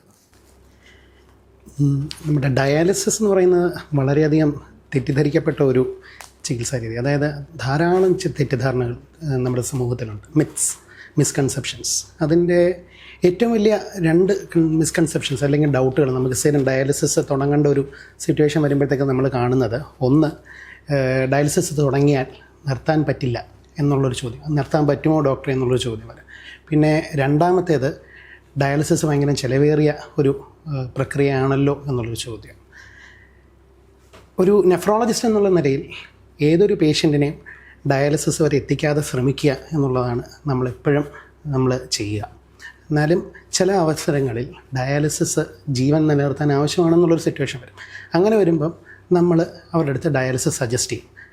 അങ്ങനെ വരുന്ന സിറ്റുവേഷനുകളിൽ ഈ രണ്ട് ചോദ്യങ്ങൾ സ്ഥിരമായിട്ട് പൊങ്ങി വരും. ഒന്ന്, ഈ താൽക്കാലികമായി വൃക്കത്തകരാർ വരുന്ന ഒരു അവസ്ഥ വരുമ്പോൾ മിക്കവാറും ഡയാലിസിസ് നമ്മൾ തുടങ്ങി കഴിഞ്ഞിട്ട് കുറച്ച് നാൾ കഴിയുമ്പോൾ ഡയാലിസിസിൽ നിന്ന് പേഷ്യൻ്റ് രക്ഷപ്പെടാറുണ്ട്, ഡയാലിസിസിൽ നിന്ന് മാറാറുണ്ട്. മിക്ക കണ്ടീഷനുകളിലും അങ്ങനെയാണ് കാണുന്നത്. എന്നാൽ സ്ഥായിയായ വൃക്കത്തകരാർ, ക്രിയാറ്റിൻ പതുക്കെ കൂടി വന്ന് ഡയാലിസിസ് ചെയ്യേണ്ട ഒരു അവസ്ഥ വരികയാണെങ്കിൽ, അങ്ങനെ വരുന്ന സിറ്റുവേഷൻസിൽ പൊതുവിൽ നമ്മൾ ഡയാലിസിസിൽ നിന്നാണ് മാറാനുള്ള സാധ്യത കുറവാണ്. അങ്ങനെ ഒരു സിറ്റുവേഷൻ വരികയാണെങ്കിൽ നമ്മൾ പൊതുവെ പേഷ്യൻറ്റിനോടും ബൈസ്റ്റാൻഡേഴ്സിനോടും നമ്മൾ പറയുക, ഈ ഡയാലിസിസ് കൊണ്ട് പേഷ്യൻറ്റിന് ബൈസ്റ്റാൻഡറിന് എന്ത് ബെനിഫിറ്റ് ഉണ്ടാകുന്നു, എന്ത് ഗുണമുണ്ടാകുന്നു എന്നുള്ളതാണ്. ഒന്ന്, അവരുടെ ലൈഫിലുണ്ടാകുന്ന ഇത്രയും ജീവിതകാലത്തിലുണ്ടായിരിക്കുന്ന പല ബുദ്ധിമുട്ടുകൾ, ഈ വൃക്കത്തകരാറ് മൂർച്ഛിച്ചുണ്ടായിരിക്കുന്ന പ്രശ്നങ്ങൾ, ശ്വാസതടസ്സം, ബോധക്കുറവ്, ഉറക്കമില്ലായ്മ, വിശപ്പില്ലായ്മ, അല്ലെങ്കിൽ നീര് വെച്ച് അങ്ങനെയുള്ള ബുദ്ധിമുട്ടുകൾ, ഇതെല്ലാം വളരെ നന്നായി ഡയാലിസിസിനോട് റെസ്പോണ്ട് ചെയ്യാറുണ്ട് ഭൂരിഭാഗം പേഷ്യൻസിൽ. അങ്ങനെ വരുമ്പോഴത്തേക്ക് അതിൻ്റെ ബെനിഫിറ്റ്സ് അവർ മനസ്സിലാക്കി കഴിയുമ്പോൾ ഒരു വിഭാഗം ആൾക്കാർ അതിനെ സമ്മതിക്കാറുണ്ട്. പിന്നെ ആഹാരപഥ്യങ്ങൾ, ഈ ഡയാലിസിസ് ഇല്ലാതെ മുമ്പോട്ട് പോകുമ്പോൾ, ഡയാലിസിസ് ഒഴിവാക്കി നമ്മൾ പരമാവധി ശ്രമിച്ച് മുമ്പോട്ട് പോകുമ്പോൾ ധാരാളം ആഹാരപഥ്യങ്ങൾ അവർക്ക് ഉണ്ടാകുന്നുണ്ട്. ഉദാഹരണത്തിന് ഈ non veg items, mutton, beef, അങ്ങനെയുള്ള കാര്യങ്ങളൊക്കെ അവർ ഒഴിവാക്കി അങ്ങനെ വളരെയധികം ശ്രമകരമായ ഒരു ജീവിതമാണ് അവർ മുമ്പോട്ട് കഴിക്കുന്നത്. അന്നേരം ഈ ഡയാലിസിസ് തുടങ്ങിക്കഴിഞ്ഞാൽ ഇതുപോലുള്ള പഥ്യങ്ങൾ ഒരു പരിധി വരെ മാറുമെന്നുള്ളതാണ്. അന്നേരം അങ്ങനെയുള്ളൊരു ബെനിഫിറ്റും കൂടെ അവരുടെ അടുത്ത് പറയുമ്പോഴത്തേക്ക് അത് അവർക്കൊരു വളരെ മോട്ടിവേറ്റിംഗ് ഫാക്ടറാണ്. അന്നേരം പല പേഷ്യൻസ് ഉണ്ട് ഇത്രയൊക്കെ നമ്മൾ ശ്രമിച്ചു കഴിഞ്ഞാലും പരമാവധി അവർ വെയിറ്റ് ചെയ്യുന്നത്. അന്നേരം ഡയാലിസിസിൻ്റെ നല്ല ആരോഗ്യമുള്ള സമയത്ത് നമ്മൾ ഡയാലിസിസ് തുടങ്ങുകയാണെങ്കിൽ അതിൻ്റെ ബെനിഫിറ്റ് അതിൻ്റെ മാക്സിമത്തിലുണ്ടാകും. പക്ഷേ നല്ല രീതിയിൽ ബുദ്ധിമുട്ടുകൾ ഉണ്ടായി കഴിഞ്ഞിട്ട് യൂറീമിക് ആകുക എന്ന് പറയും, യൂറിയ ലെവലൊക്കെ ശരീരത്തിൽ വളരെയധികം കൂടിയിട്ട് അങ്ങനെ വന്നിട്ട് ഡയാലിസിസ് ചെയ്യുമ്പോൾ ഒരുപക്ഷെ വേണ്ടത്ര ഗുണം പേഷ്യൻറ്റിന് ലഭിക്കണമെന്നില്ല. ഇപ്പോൾ നമ്മുടെ ഇവിടെ നീണ്ട കാലയളവിലായിട്ട് ഫോളോ അപ്പ് ചെയ്യുന്ന പേഷ്യൻസ് ഉണ്ട്. അന്നേരം അതിനകത്ത് ഡയാലിസിസ് സമയത്ത് തുടങ്ങിയ ധാരാളം പേഷ്യൻസ് അവർ ജോലി സമയത്ത് ജോലിക്കിടയ്ക്ക് വന്നിട്ട് ഡയാലിസിസ് ചെയ്തിട്ട് പോകുന്നവരുണ്ട്. ഓട്ടോ ഓടിച്ച് വന്നിട്ട് ഡയാലിസിസ് ചെയ്തിട്ട് തിരിച്ച് ഓട്ടോയിൽ തന്നെ പോകുന്നവരുണ്ട്. അവർ ഓട്ടോ ഓടിക്കാനായിട്ട് പോകുന്നവരുണ്ട്. അങ്ങനെ പിന്നെ ജീവിതത്തിൽ പല മുഹൂർത്തങ്ങളിൽ, അതായത് കല്യാണമോ അല്ലെങ്കിൽ ഒരു യാത്രയോ അങ്ങനെയൊക്കെ വരുമ്പോഴത്തേക്കും ഇവർ അത്യാവശ്യം സേഫായിട്ട് അവർക്ക് ട്രാവൽ ചെയ്യാൻ പറ്റും. അവരുടെ ബാക്കിയുള്ള കാര്യങ്ങളൊക്കെ അവരുടെ ജീവിതത്തിൽ, സ്വന്തം ജീവിതത്തിൽ ചെയ്യാൻ പറ്റും. പിന്നെ ഇവരുടേതായിട്ടുള്ള ബുദ്ധിമുട്ടുകൾ അങ്ങനെ വേറെ, ഇവർ ഡയാലിസിസ് എന്ന് പറഞ്ഞാൽ ഒരു പേഷ്യൻറ്റിനെ ഡയാലിസിസ് ചെയ്യുമ്പോൾ കേവലം ഈ ഒരു ആരോഗ്യ പ്രശ്നം മാത്രമല്ല, അവർക്ക് ധാരാളം മാനസിക പ്രശ്നങ്ങളും സാമൂഹിക പ്രശ്നങ്ങളും ഒക്കെ ഉണ്ട്. അന്നേരം ഇതുപോലുള്ള കാര്യങ്ങളൊക്കെ ഷെയർ ചെയ്യാൻ എന്നെപ്പോലെ ധാരാളം നെഫ്രോളജിസ്റ്റുകളുണ്ട്. അവർ പൊതുവേ ഇതൊരു പേഴ്സണലായിട്ടുള്ള ഇൻട്രാക്ഷൻസിൽ കുടുംബക്കാരോട് പറയാൻ പറ്റാത്ത പല കാര്യങ്ങളും നമ്മുടെ അടുത്ത് പറയുമ്പോൾ അങ്ങനെ ഒരു സോഷ്യൽ സ്പേസും കൂടെ അതിനകത്ത് ഉണ്ടാകുന്നു എന്നുള്ളതാണ്. അന്നേരം പൊതുവിൽ എല്ലാ കൊണ്ടും ഇപ്പം ഒരു ഡയാലിസിസ് അനിവാര്യമായിട്ടുള്ള ഒരു പേഷ്യൻ്റ് ആണെങ്കിൽ എല്ലാം കൊണ്ടും ഒരു ക്വാളിറ്റി ഓഫ് ലൈഫ് അവരുടെ ഇമ്പ്രൂവ് ചെയ്യാൻ പറ്റും എന്നുള്ളതാണ്. അന്നേരം രണ്ടാമത്തെ ചിലവിൻ്റെ കാര്യം കൂടെയാണ്. അന്നേരം ഈ വളരെയധികം ചിലവേറിയ ഒരു പ്രക്രിയയാണ് ഡയാലിസിസ്. ധാരാളം സെൻറ്റേഴ്സ്, ഇപ്പം നമ്മുടെ സെൻറ്ററിൽ പോലും ഭൂരിഭാഗം പേഷ്യൻസിന് ഒത്തിരി ആനുകൂല്യങ്ങൾ കിട്ടുന്നുണ്ട് ഡയാലിസിസിൽ. അന്നേരം അതിൻ്റെ ആ ചിലവിൻ്റെ അത്ര കണ്ട ഒരു ഭാരം അവർക്ക് ഉണ്ടാകുന്നില്ല. ധാരാളം ചാരിറ്റബിൾ ഓർഗനൈസേഷൻസ് ഇത് സഹായത്തിന് വരുന്നതുകൊണ്ട്, അതുകൊണ്ട് തന്നെ ഡയാലിസിസിന് അങ്ങനെ വലിയ ചിലവ് ഇപ്പം ഉണ്ടാകുന്നില്ല എന്നുള്ള ഭൂരിഭാഗം ഇപ്പം സാധാരണക്കാരായ ആൾക്കാർക്ക് പോലും ഇപ്പോൾ ഡയാലിസിസ് ചെയ്യാൻ പറ്റുന്നു എന്നുള്ളതാണ് അതിൻ്റെ ഒരു വലിയ ഗുണം. തീർച്ചയായിട്ടും ഡയാലിസിസിന് ശേഷം തീർച്ചയായിട്ടും അത് ഇമ്പ്രൂവ് ചെയ്യുന്നുണ്ട്. ശ്വാസമുട്ടുണ്ടാകാതെ, ഇതിപ്പം ഈയിടയ്ക്ക് തന്നെ ഡയാലിസിസ് തുടങ്ങി ധാരാളം പേര് വന്നിട്ട് വളരെയധികം നന്ദി പറഞ്ഞു. കാരണം വേറൊന്നുമല്ല, അവർക്ക് ഈ ശ്വാസമുട്ട് അല്ലെങ്കിൽ ബോധക്കുറവ്, വിശപ്പില്ലായ്മ, അതൊക്കെ വളരെയധികം ഇമ്പ്രൂവ് ചെയ്യുന്ന ഒരു സ്റ്റേജ് കൂടെയാണ് അവർ പോകുന്നത്. ഡോക്ടർ ലിനറ്റ്, വീണ്ടും നമ്മളൊരു മെഡിസിൻ ഡിപ്പാർട്ട്മെൻറ്റിലേക്ക് തിരിച്ചു വരികയാണ്. നമ്മൾ വർക്ക് ചെയ്യുന്ന ഹോസ്പിറ്റൽ ഒരു മിഡ് ടിയർ ഹോസ്പിറ്റലാണ്, മെറിയൻ സെൻ്റർ പാല എന്ന് പറയുന്നത്. നമ്മൾ പല ഹോസ്പിറ്റലുകളിലെയും വളരെ കോർപ്പറേറ്റ് ലെവലിലുള്ള ഹോസ്പിറ്റലുകളെ പറ്റിയും കേട്ടിട്ടുണ്ട്, പലരും വർക്ക് ചെയ്തിട്ടുമുണ്ട്. അല്ലാതുള്ള ഗവൺമെൻറ് ഫെസിലിറ്റികളിലാണ് നമ്മളെല്ലാം പഠിച്ചു വളർന്നതൊക്കെ. ഇതിൽ രണ്ടിൻ്റെ ഇടയിൽ നിൽക്കുമ്പോൾ നമ്മുടെ ഒരു ഹോസ്പിറ്റൽ, മിഡ് ടിയർ ഹോസ്പിറ്റലുകൾക്ക് എന്താണ് ഈ സമൂഹത്തിലുള്ള പ്രസക്തി? സത്യം പറഞ്ഞ ഇതൊരു കുഴപ്പിക്കുന്ന ചോദ്യമാണ്. ആക്ച്വലി നമ്മളുടെ ആശുപത്രി ഒരു മീഡിയ ആശുപത്രിയാണ്. ഈ മീഡിയ ആശുപത്രികളാണ് ഓൾമോസ്റ്റ് ഒരു ബ്രിഡ്ജ് ആശുപത്രികളായിട്ട് പ്രവർത്തിക്കുന്നത്. അപ്പോൾ മെഡിക്കൽ കോളേജ് അല്ലെങ്കിൽ ഈ വലിയ ഹോസ്പിറ്റൽ, വലിയ ടെർഷ്യറി കെയർ ആശുപത്രികൾ ഒക്കെ പോലെയുള്ള ഹോസ്പിറ്റലുകളുടെ ഇടയിൽ നിൽക്കുന്നതാണ്. നമ്മൾ വളരെ പ്രൈമറി കെയർ ഹോസ്പിറ്റൽസ് ആണ് നമ്മൾ സാധാരണ കണ്ടുവരുന്ന ക്ലിനിക്കുകൾ, പ്രൈമറി ഹെൽത്ത് സെൻ്ററുകൾ, അതൊക്കെ. അപ്പോൾ അവിടെ കാണുന്ന രോഗികൾ, അതിൻ്റെ ഇടയിൽ ഇപ്പോൾ അഡ്മിഷൻ, ഒരു ചെറിയ കാര്യത്തിന് ഇപ്പോൾ ഒരു അഡ്മിഷൻ ആൻറ്റിബയോട്ടിക് എടുക്കേണ്ട ആളുകൾ, കുറച്ച് സമയത്തേക്ക് അഡ്മിഷൻ വേണ്ട ആളുകളൊക്കെ ഈ ബ്രിഡ്ജ് ആശുപത്രികളിലാണ് കൂടുതൽ വരുന്നത്. പിന്നെ നമ്മൾ ഈ ടെർഷ്യറി കെയർ ഹോസ്പിറ്റൽസും മെഡിക്കൽ കോളേജസും ഒക്കെ കമ്പയർ ചെയ്യുമ്പോൾ അവിടത്തേക്കാളും തിരക്ക് കുറവാണ് ഇവിടെ. പിന്നെ നമുക്ക് അവർക്കൊരു പേഴ്സണലായിട്ട് ഒരു ഡോക്ടറെ അവർക്ക് കാണാൻ പറ്റുന്ന ആൾക്കാരെ തന്നെ എപ്പോഴും ഫോളോ ചെയ്തു പോകാനായിട്ട് ബ്രിഡ്ജ് ഹോസ്പിറ്റൽസിൽ കുറച്ചുകൂടെ സൗകര്യമുണ്ട്. അതുപോലെ ഇത് കുറച്ചുകൂടെ പേഷ്യൻ്റ് സെൻറ്റേർഡ് ആണ്. ഒരു രോഗിക്ക് ആ രോഗിക്ക് കുറച്ചുകൂടെ ശ്രദ്ധിക്കാനായിട്ട് പറ്റും. ഇപ്പോൾ മരീന ആശുപത്രി ആണെങ്കിൽ ഒരു 100 ബെഡഡ് ഹോസ്പിറ്റലാണ്. അപ്പോൾ അവിടെ അത്ര രോഗികളേ ഉള്ളൂ, ആ അഡ്മിഷൻ അത്ര രോഗികൾക്കേ വരുന്നുള്ളൂ. അപ്പോൾ ആ ആളുകളെ കാണാനും നമുക്ക് അവരോട് കുറച്ചുകൂടെ കൂടുതൽ സമയം ഈ ഇൻപേഷ്യൻസ് ആണെങ്കിൽ നമുക്ക് സ്പെൻഡ് ചെയ്യാനായിട്ട് പറ്റും. OP ആണെങ്കിൽ നമുക്ക് ഗവൺമെൻറ് ആശുപത്രിയിൽ കാണുന്ന പോലെ ഒരാൾ ഇത്ര സമയത്തിനുള്ളിൽ 100-150 OP കാണണമെന്നൊന്നുമില്ല അവിടെ. അപ്പം നമുക്കിപ്പോൾ ഒരു 30 OP 40 OP ആണ് നമ്മൾ കാണുന്നതെങ്കിൽ നമുക്ക് അത്രയും സമയം പേഷ്യൻ്റെ അടുത്ത് സ്പെൻഡ് ചെയ്യാനും അവരുടെ കാര്യങ്ങൾ കേൾക്കാനായിട്ടും പറ്റും. കുറച്ചുകൂടെ സമയം പേഷ്യൻറ്റിനോട് സ്പെൻഡ് ചെയ്യാൻ പറ്റുമെന്ന് തോന്നുന്നുണ്ട്. പിന്നെ ആളുകൾക്ക് ഇത് കൂടുതലായിട്ടും ഇപ്പോൾ ഈ പറയുന്ന വലിയ ടെർഷ്യറി കെയർ ആശുപത്രികൾ, അതുപോലെ മെഡിക്കൽ കോളേജസ് ഒക്കെ ആണെങ്കിൽ കുറച്ചുകൂടെ അർബൻ ഏരിയാസിലാണ്.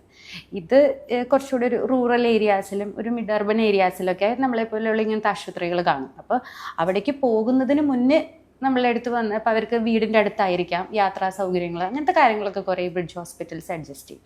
പിന്നെ നമ്മളുടെ ഈ കേരളത്തിലെ ഈ സിസ്റ്റം തന്നെ, ഇന്ത്യയിലെ തന്നെ ഈ സിസ്റ്റം എന്ന് പറയുന്നത് ഒരു റെഫറൽ സിസ്റ്റമാണ്. ഇപ്പം ഗവൺമെൻറ് ഹെൽത്ത് സെറ്റപ്പ് എടുത്താലും നമ്മൾ ആദ്യം പ്രൈമറി ഹെൽത്ത് സെൻ്ററും പിന്നെ കമ്മ്യൂണിറ്റി ഹെൽത്ത് സെൻ്റർ അല്ലെങ്കിൽ ജനറൽ ഹോസ്പിറ്റലും അവിടെ നിന്നാണ് നമ്മൾ മെഡിക്കൽ കോളേജ് റെഫറൻസ് വരുന്നത്. നമ്മുടെ പോലെയുള്ള ഒരു പ്രൈവറ്റ് മീഡിയം ഹോസ്പിറ്റൽ എന്ന് പറയുന്നത് ഒരു കമ്മ്യൂണിറ്റി ഹെൽത്ത് സെൻ്റർ പോലെ അല്ലെങ്കിൽ ഒരു ഗവൺമെൻറ് താലൂക്ക് ഹോസ്പിറ്റൽ പോലെ തന്നെയാണ് ഇതിൽ നിൽക്കുന്നത്. ഒരു ബാക്ക് ബോൺ ആണ്, ഒരു റെഫറൽ സിസ്റ്റത്തിൻ്റെ ഒരു പോയിന്റ് തന്നെയായിട്ടാണ് മനസ്സിലാക്കിയിരിക്കുന്നത്. കുറച്ചുകൂടെ പേഷ്യൻ്റ് സെൻറ്റേർഡ് ആണ് എന്ന് ഞാൻ പറയും. ഡോക്ടർ അനുശ്രീ, നമ്മൾ പൾമനോളജി വിഭാഗം ചുമ, ശ്വാസമുട്ടൽ എന്ന് ആദ്യം നമ്മൾ പറഞ്ഞല്ലോ. അപ്പോൾ അതുപോലെ തന്നെ നമ്മുടെ മനസ്സിൽ വരുന്ന ഒരു അസുഖം തന്നെയായിരുന്നു TB. ഇപ്പം എത്രത്തോളം നമ്മുടെ രാജ്യത്തുണ്ട്? അത് പണ്ട് നമ്മൾ ഒത്തിരി കേൾക്കാറുണ്ടായിരുന്നു, ഒത്തിരി നാഷണൽ പ്രോഗ്രാമുകൾ TBയെ പറ്റി ഉണ്ടായിരുന്നു, ഇപ്പോഴും നടന്നു പോകുന്നു. പക്ഷേ TB ഇപ്പോഴും ഉണ്ടോ? അത് ജനറൽ ഉള്ള ഒരു സംശയമാണ്. ഇപ്പോഴും TB നമ്മുടെ സമൂഹത്തിലുണ്ടോ? TB ഇപ്പോഴും ഉണ്ട്, ഒരുപാട് കേസസ് ഉണ്ട്. ഇൻഫാക്ട് ഇന്ത്യ ആണ് നമ്മുടെ ഗ്ലോബലി, നമ്മുടെ വേൾഡ് മൊത്തത്തിൽ എടുത്ത് നോക്കുകയാണെങ്കിൽ ഏറ്റവും കൂടുതൽ റിപ്പോർട്ട് ചെയ്യപ്പെടുന്നത് ഇന്ത്യയിൽ നിന്നാണ് TB കേസസ്. പിന്നെ നമ്മുടെ അയൽ രാജ്യങ്ങളായ പാകിസ്ഥാൻ, ബംഗ്ലാദേശ് ഒക്കെ ഉണ്ട്. പക്ഷേ ഏറ്റവും കൂടുതൽ കേസസ് റിപ്പോർട്ട് ചെയ്യപ്പെടുന്നത് ഇന്ത്യയിൽ നിന്നാണ്. പക്ഷെ നമ്മളുടെ ഒരു പ്രോഗ്രാം എന്ന് പറയുന്നത്, നാഷണൽ പ്രോഗ്രാം ഉണ്ട്, നാഷണൽ ട്യൂബർക്ലോസിസ് എലിമിനേഷൻ പ്രോഗ്രാം എന്ന് പറയുന്നത് വളരെ മികച്ച രീതിയിൽ നടന്നു പോകുന്ന ഒരു പ്രോഗ്രാമാണ്. അതുള്ളത് കൊണ്ട് തന്നെ ഇപ്പൊ TB ഉണ്ടെങ്കിൽ തന്നെ അത് കണ്ടുപിടിക്കുന്നത് കൂടുതലാണ്. അതായിരിക്കാം ഒന്നുകിൽ റിപ്പോർട്ട് ചെയ്യാൻ നമ്മൾ ഏറ്റവും കൂടുതൽ കേസസ് വരുന്നതിന്റെ ഒരു കാരണം അതായിരിക്കാം. നമ്മൾ കൂടുതൽ കേസസ് ഡിറ്റക്ട് ചെയ്യുന്നുണ്ട്, അതുപോലെ തന്നെ വളരെ എഫിഷ്യന്റ് ആയിട്ട് ട്രീറ്റ് ചെയ്യാനും പറ്റുന്നുണ്ട്. അപ്പൊ അതിന്റെ ഔട്ട്കം എപ്പോഴും ആ ഒരു ട്രീറ്റ് ചെയ്ത് കഴിഞ്ഞിട്ട് ഭേദമാകുന്നതും നമ്മുടെ രാജ്യത്ത് വളരെ കൂടുതലാണ്. അപ്പം TB വളരെ കൂടുതലാണ് ഇന്ത്യയിൽ. ഇനി കേരളത്തിലേക്ക് വരികയാണെങ്കിൽ ഇന്ത്യയിൽ എല്ലാ സംസ്ഥാനങ്ങളെയും വെച്ച് കമ്പയർ ചെയ്താൽ ഏറ്റവും കുറവ് കേസസ് ഉള്ളത് കേരളത്തിലാണ്. ഏറ്റവും ഒരു നാഷണൽ ആവറേജ് എടുത്താൽ ഇന്ത്യയിലെ ഒരു 1 ലക്ഷം ആൾക്കാരിൽ 179 പേർക്ക് TB വരാം. പക്ഷെ കേരളത്തിലേക്ക് എത്തുമ്പോൾ അത് 70 കുറയുന്നുണ്ട്. പക്ഷെ എന്നാലും നമ്മുടെ കേരളം എന്ന് പറയുമ്പോൾ നമുക്കറിയാം ലിറ്ററസി റേറ്റ് ഭയങ്കര കൂടുതലാണ്. അപ്പം നമ്മൾ കൂടുതൽ നമുക്ക് അതിനെപ്പറ്റി കൂടുതൽ അറിവുണ്ട്. നമ്മുടെ ഇവിടുത്തെ പ്രൈമറി ഹെൽത്ത് സെന്റർ ആണെങ്കിലും ആശാ വർക്കേഴ്സ് അങ്ങനെ എല്ലാവരും ഈ TB കേസസിനെ കണ്ടുപിടിക്കാനും പിന്നെ അവരിൽ നിന്ന് കോണ്ടാക്ട് ട്രേസ് ചെയ്തിട്ട് ബാക്കി അവരുടെ കോണ്ടാക്ട് കണ്ടുപിടിക്കാനും അങ്ങനെ ആ രീതിയിൽ വളരെ എഫിഷ്യന്റ് ആയിട്ടൊരു ട്രീറ്റ്മെന്റ്, ഒരു എന്താ പറയുക നെറ്റ്വർക്ക് നമ്മുടെ കേരളത്തിലുണ്ട്. അപ്പം നമ്മുടെ കേരളത്തിൽ അതിന്റെ പ്രിവലൻസ് ഇപ്പം കുറഞ്ഞു വരികയാണ്. നമ്മൾ ഈ ഒരു നാഷണൽ ട്യൂബർക്ലോസിസ് എലിമിനേഷൻ പ്രോഗ്രാം കൊണ്ട് ഉദ്ദേശിക്കുന്നത് തന്നെ ഈ TB എലിമിനേറ്റ് ചെയ്യണം എന്നുള്ളതായിരുന്നു. 2035 ആകുമ്പോഴേക്കും TB എലിമിനേറ്റ് ചെയ്യണം എന്ന ഒരു വിഷനോട് കൂടിയാണ് നമ്മളിപ്പോൾ പ്രവർത്തിച്ചുകൊണ്ടിരിക്കുന്നത്. TB എങ്ങും പോയിട്ടില്ല, ഇവിടെ തന്നെ ഉണ്ട്. ചുമയും 2 ആഴ്ചയിൽ മേലുള്ള ചുമ TB ആകാം. അടുത്തതായി നമ്മൾ മറ്റൊരു സെക്ഷനിലേക്ക് പോവുകയാണ്. പലപ്പോഴും ഡോക്ടേഴ്സിന്റെ വർക്ക് ലൈഫ് ബാലൻസ് അല്ലെങ്കിൽ അവർ ജോലിയും അവരുടെ കുടുംബജീവിതം എങ്ങനെ കൊണ്ടുപോകുന്നു എന്നുള്ളത് പലരുടെയും ഒരു സംശയമാണ്. ഡോക്ടർക്ക് അത് വളരെ ബുദ്ധിമുട്ടുള്ള ഒരു കാര്യം കൂടിയാണ്. നമ്മൾ ഈ 5 ഡോക്ടേഴ്സിനോടും അവരെങ്ങനെയാണ് അവരുടെ വർക്ക് ലൈഫ് ബാലൻസ് മെയിൻറ്റെയിൻ ചെയ്യുന്നതെന്ന് ചോദിക്കാം. ആദ്യമായി ഡോക്ടർ അനുശ്രീ, നമ്മൾ എല്ലാവർക്കും ഒരു മീ ടൈം അല്ലെങ്കിൽ നമ്മുടേതായ ഒരു സമയം, അത് ഫാമിലി തന്നെ വേണമെന്നില്ല, ഫാമിലി ഇല്ലാതെയുള്ള നമ്മുടേതായ ഒരു സമയം അല്ലെങ്കിൽ ഹോബി, അത് എങ്ങനെയാണ് ആ സമയം കണ്ടെത്തുന്നത് എങ്ങനെയാണ്? ഇപ്പം ഏറ്റവും കൂടുതൽ ചർച്ച ചെയ്യപ്പെടുന്ന ഒരു സംഭവമാണെന്ന് തോന്നി മീ ടൈം എന്ന് പറയുന്നത്. അതായത് ഫാമിലിയെ മാറ്റി നിർത്തി ആരുമില്ല, നമുക്ക് വേണ്ടി കണ്ടെത്തുന്ന സമയം. ആ സമയത്ത് നമുക്ക് ഇഷ്ടമുള്ള എന്ത് കാര്യം വേണമെങ്കിലും നമുക്ക് ചെയ്യാം. നമ്മുടെ ഹോബി ആയിരിക്കാം, അല്ലെങ്കിൽ എന്തെങ്കിലും ഒരു പുതിയ കാര്യം പഠിക്കുന്നതായിരിക്കാം, അല്ലെങ്കിൽ വായന, എന്ത് വേണമെങ്കിലും ആവാം. ഞാൻ എൻ്റെ PG കഴിഞ്ഞു, എൻ്റെ സീനിയർ റെസിഡൻസി കഴിഞ്ഞപ്പോൾ ഞാൻ ജസ്റ്റ് കൺസൾട്ടൻ്റ് ആയിട്ട് ജോയിൻ ചെയ്തതേ ഉള്ളൂ. അപ്പം ഇത്രയും കാലം എടുത്ത് നോക്കിക്കഴിഞ്ഞാൽ എനിക്ക് പഠിച്ചുകൊണ്ടിരുന്ന സമയത്ത് MBBS പഠിച്ചുകൊണ്ടിരുന്ന സമയത്തൊക്കെ ഞാൻ ഫ്രീ ആയിരുന്നു, എനിക്ക് മീ ടൈം ഒക്കെ ഉണ്ടായിരുന്നു എന്ന് ഞാൻ ഇപ്പോൾ ഓർക്കുന്നു. അതേസമയം PG ഒക്കെ ആയിക്കഴിഞ്ഞപ്പോൾ ഭയങ്കര തിരക്കായിരുന്നു. ഞാൻ മാരീഡായി, കുഞ്ഞായി. അപ്പോൾ പിന്നെ നമുക്ക് ഒന്നിനും സമയമില്ല. ഹോസ്പിറ്റലിൽ പോവുക, തിരിച്ചു വരിക, ഉറങ്ങുക, വീണ്ടും ഹോസ്പിറ്റലിൽ പോവുക, ആ ഒരു പാറ്റേൺ ആയിരുന്നു. അത് കഴിഞ്ഞ് ഇപ്പം ഒരു സീനിയർ റെസിഡൻസി കഴിഞ്ഞപ്പോൾ ഒരു കൺസൾട്ടൻ്റ് ആയിട്ട് ജോയിൻ ചെയ്തപ്പോൾ എനിക്കിപ്പം വീണ്ടും ഞാൻ കുറച്ചുകൂടെ ഫ്രീ ആണ്. അപ്പം ഞാനിപ്പോൾ എനിക്ക് വേണ്ടിയിട്ട് ഞാൻ കുറച്ച് സമയം കണ്ടെത്താൻ ശ്രമിക്കുന്നുണ്ട് പർപ്പസ്ഫുള്ളി. അത് ആരും അങ്ങനെ കൊണ്ടുതരില്ല, ഞാൻ വിശ്വസിക്കുന്നത് നമ്മൾ തന്നെ കണ്ടെത്തണം എന്നുള്ളതാണ്. അപ്പോൾ അങ്ങനെ കിട്ടുന്ന കുറച്ച് സമയം എനിക്കിഷ്ടമുള്ള കാര്യങ്ങൾ വായിക്കുന്നു, അല്ലെങ്കിൽ ചിലപ്പോൾ നല്ലൊരു സിനിമ കാണുന്നു, അല്ലെങ്കിൽ ഒരു സീരീസ് കാണുന്നു. അങ്ങനെയൊക്കെയുള്ള ചെറിയ കാര്യങ്ങളൊക്കെ ആയിട്ട് ഞാൻ സ്പെൻഡ് ചെയ്യാൻ ശ്രമിക്കാറുണ്ട്. എല്ലാ ദിവസവും കുറച്ച് സമയം അങ്ങനെ കണ്ടെത്താൻ ഞാൻ ഇപ്പോൾ ശ്രമിക്കുന്നുണ്ട്. അടുത്തതായി വർക്ക് ലൈഫ് ബാലൻസിനെ പറ്റി ഡോക്ടർ ജോളിമോൻ ജോർജ് ആണ്. സാറിനെ പറ്റി പലർക്കും അറിയണ്ടാവില്ല, അദ്ദേഹം ഒരു മാരത്തൺ റണ്ണറാണ്. അതുകൊണ്ട് തന്നെ ഫിറ്റ്നസ് നമ്മുടെ ജീവിത റുട്ടീനിൽ എങ്ങനെ കൊണ്ടുവരുന്നു, അത് സാറിന് എങ്ങനെ സാധിക്കുന്നു നമ്മളുടെ ഫിറ്റ്നസ് മെയിൻറ്റെയിൻ ചെയ്ത് കൊണ്ടുപോകാനും അല്ലെങ്കിൽ വർക്കൗട്ടിനുള്ള ടൈമും ഇതൊക്കെ എങ്ങനെയാണ് സാധിക്കുന്നത്? നേരത്തെ പറഞ്ഞ വർക്കും ലൈഫും ഈ ഇന്ത്യമാരേത്ത് ഏറ്റവും കൂടുതൽ പ്രസംഗിക്കുന്ന ഡോക്ടേഴ്സ് ആയിരിക്കും. നിങ്ങൾ എക്സസൈസ് ചെയ്യൂ, നിങ്ങൾ ആരോഗ്യം കാത്തു വെച്ചു. പക്ഷേ ഏറ്റവും ആരോഗ്യം വീക്ക് ഡോക്ടേഴ്സിന് തന്നെയായിരിക്കും. അവർ ജീവിതത്തിൽ ജോലി, കുടുംബത്തെ നോക്കുക, കിടന്നുറങ്ങുക, ശരിയായ ഭക്ഷണക്രമം ഇല്ലാതെ അവരുടെ ആരോഗ്യം വളരെ മോശമായിട്ട് പോയിക്കൊണ്ടിരിക്കുന്നു. എയർലി ഡെത്തും സഡൻ കാർഡിയക് അറസ്റ്റ് എപ്പോഴും പത്രത്തിൽ കാണിക്കുന്ന ഡോക്ടേഴ്സിനാണ്. ഓരോ ഡിപ്പാർട്ട്മെൻറ്റിനനുസരിച്ചും വേരി ചെയ്തുകൊണ്ടിരിക്കും. നമ്മൾ അതിനകത്ത് ഏറ്റവും കൂടുതൽ മനസ്സിലാക്കുന്നത് നമ്മുടെ ആരോഗ്യം സൂക്ഷിക്കുക എന്നുള്ളത് നമ്മുടെ കർത്തവ്യമാണ്. നേരത്തെ ഡോക്ടർ അനുശ്രീ പറഞ്ഞു, നമ്മുടെ ജീവിതത്തിൽ നമ്മളൊരു ഹോബി ക്രിയേറ്റ് ചെയ്യുക. ആ ഹോബിയിൽ ഏറ്റവും സന്തോഷം നമ്മൾക്ക് ഉണ്ടാക്കിയെടുക്കാൻ പറ്റുന്നുണ്ടെങ്കിൽ നമ്മൾ ആ ഹോബിയായിട്ട് മുമ്പോട്ട് പോകും. അത് ജിം വർക്കൗട്ട് ആകാം, സൈക്ലിംഗ് ആകാം, സ്വിമ്മിങ് ആകാം, റണ്ണിങ് ആകാം, ഒരു വീട്ടിൽ തന്നെ എന്തെങ്കിലും ഒരു ഗാർഡനിങ്ങോ കൃഷിപ്പണിയാകാം. അതിന് ദിവസം ഒരു 45 മിനിറ്റ്സ്, ഒരു 45 മിനിറ്റ് മുതൽ 1 മണിക്കൂർ, ആഴ്ചയിൽ ഒരു 6 ദിവസം, 5 മുതൽ 6 ദിവസം, ഒരു ദിവസം കംപ്ലീറ്റ് റെസ്റ്റ് എടുത്തു, കുടുംബത്തിന് വേണ്ടി കൊടുത്തു. അതിന് കുടുംബത്തിനെയും കൂടെ സപ്പോർട്ട് ഉണ്ടെങ്കിൽ വളരെ എളുപ്പമാണ്. വീട്ടിലെ കുടുംബത്തെയും കൂടെ സപ്പോർട്ട് ഉണ്ടെങ്കിൽ നമുക്കത് തുടങ്ങാം. 1-2 വർഷം കൊണ്ട് നമുക്കത് ട്രെയിൻ ചെയ്ത് അതിനകത്തൊരു ചെറിയൊരു പ്രോ ആകാം. വലിയ പ്രോ എന്നൊന്നും പറയുന്നില്ല, ഒരു ചെറിയൊരു പ്രോ ആയിട്ട് ഫിറ്റ്നസ് ഒരു ഹോബിയാക്കി മാറ്റാം. അത് ഇഷ്ടമുള്ള സെലക്ട് ചെയ്യുക. അടുത്തതായി ഡോക്ടർ രാമകൃഷ്ണൻ, വർക്ക് ലൈഫ് ബാലൻസിൽ നമ്മൾ എപ്പോഴും നമ്മളുടെ പേടി സ്വപ്നം അല്ലെങ്കിൽ നമ്മളെ പലപ്പോഴും ഒന്ന് വിഷമിപ്പിക്കുന്ന ഒരു കാര്യമാണ് പേഷ്യൻസിൻ്റെ കയ്യിൽ നിന്ന് വരുന്ന ഫോൺ കോളുകൾ. അത് പലപ്പോഴും നമ്മുടെ എന്തെങ്കിലും ഒരു ഫാമിലി ലൈഫുമായിട്ട് എൻജോയ് ചെയ്യുന്ന ഒരു പുറത്തെ ഫുഡ് കഴിക്കാൻ പോകുന്ന സമയത്തായിരിക്കാം. നമ്പറുകൾ പേഷ്യൻസിന് കൊടുക്കാറുണ്ടോ, അല്ലെങ്കിൽ കൊടുക്കുന്നതുകൊണ്ട് കുഴപ്പമുണ്ടോ? അങ്ങനെ വരുന്ന കോളുകളെ എങ്ങനെയാണ് കൈകാര്യം ചെയ്യുന്നത്? ഇത് നമ്മുടെ ഈ കിഡ്നി പേഷ്യൻസ്, എൻ്റെ ഒരു ഡിപ്പാർട്ട്മെൻറ്റ് കാര്യം പറഞ്ഞ കിഡ്നി പേഷ്യൻസ് ഒക്കെ ഭയങ്കര ക്രോണിക് പേഷ്യൻസ്, സ്ഥിരമായിട്ട് വന്നു പോകുന്നവർ, അല്ലെങ്കിൽ ഡയാലിസിസ് പേഷ്യൻസ്. അന്നേരം ഇവർക്ക് മിക്കവർക്കും എൻ്റെ നമ്പർ ഉണ്ടെന്നുള്ളതാണ്. എന്നെ വിളിക്കുന്ന ഈ ഡയാലിസിസ് പേഷ്യൻസ് അല്ലെങ്കിൽ സ്ഥിരമായിട്ട് ഫോളോ അപ്പ് ചെയ്യുന്ന സ്ഥിരമായിട്ടുള്ള പേഷ്യൻസ് മിക്കപ്പോഴും ജെന്യുവൻ ആയിട്ടുള്ള കാര്യങ്ങൾ, എന്തെങ്കിലും അത്യാവശ്യങ്ങൾ, കാരണം കിഡ്നി പേഷ്യൻസ് ആകുമ്പോഴത്തേക്ക് എന്തെങ്കിലുമൊക്കെ അത്യാവശ്യങ്ങൾ എപ്പോഴെങ്കിലും ഉണ്ടാകാം.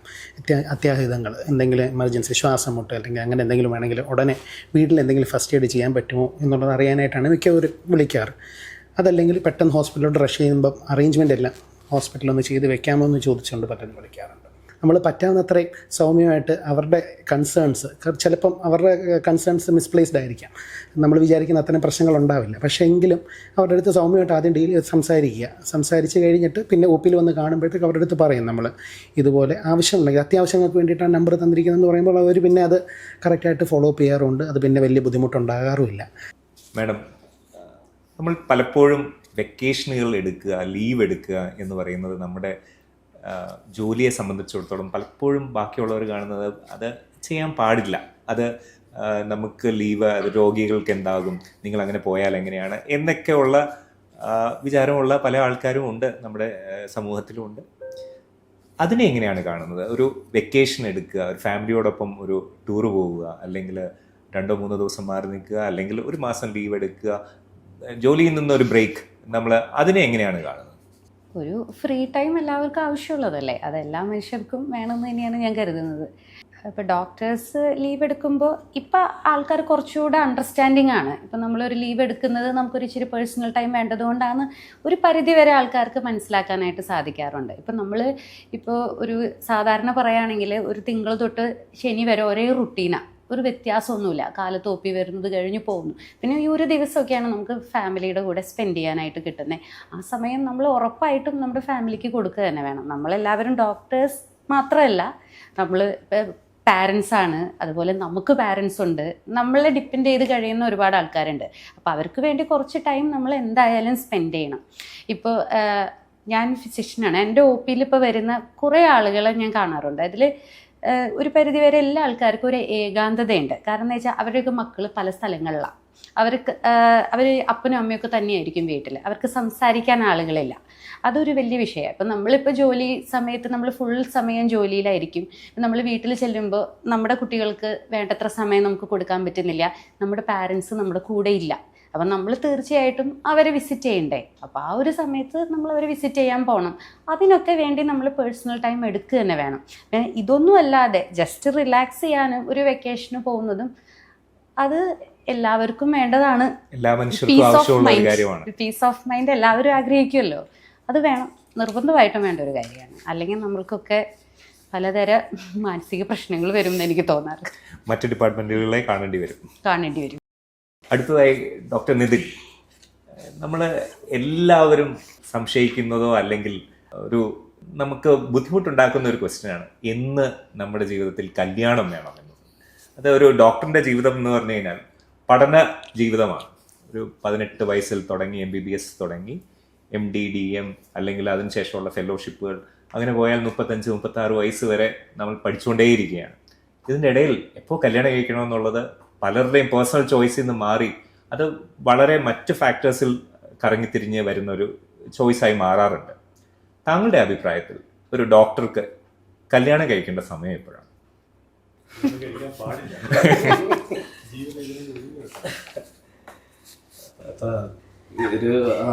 ഇപ്പൊ എന്നോട് ചോദിക്കുമ്പോൾ പേഴ്സണലി ഞാൻ മാരീഡ് അല്ല. വിവാഹാലോചന ക്ഷണിച്ചു കൊടുക്കുക.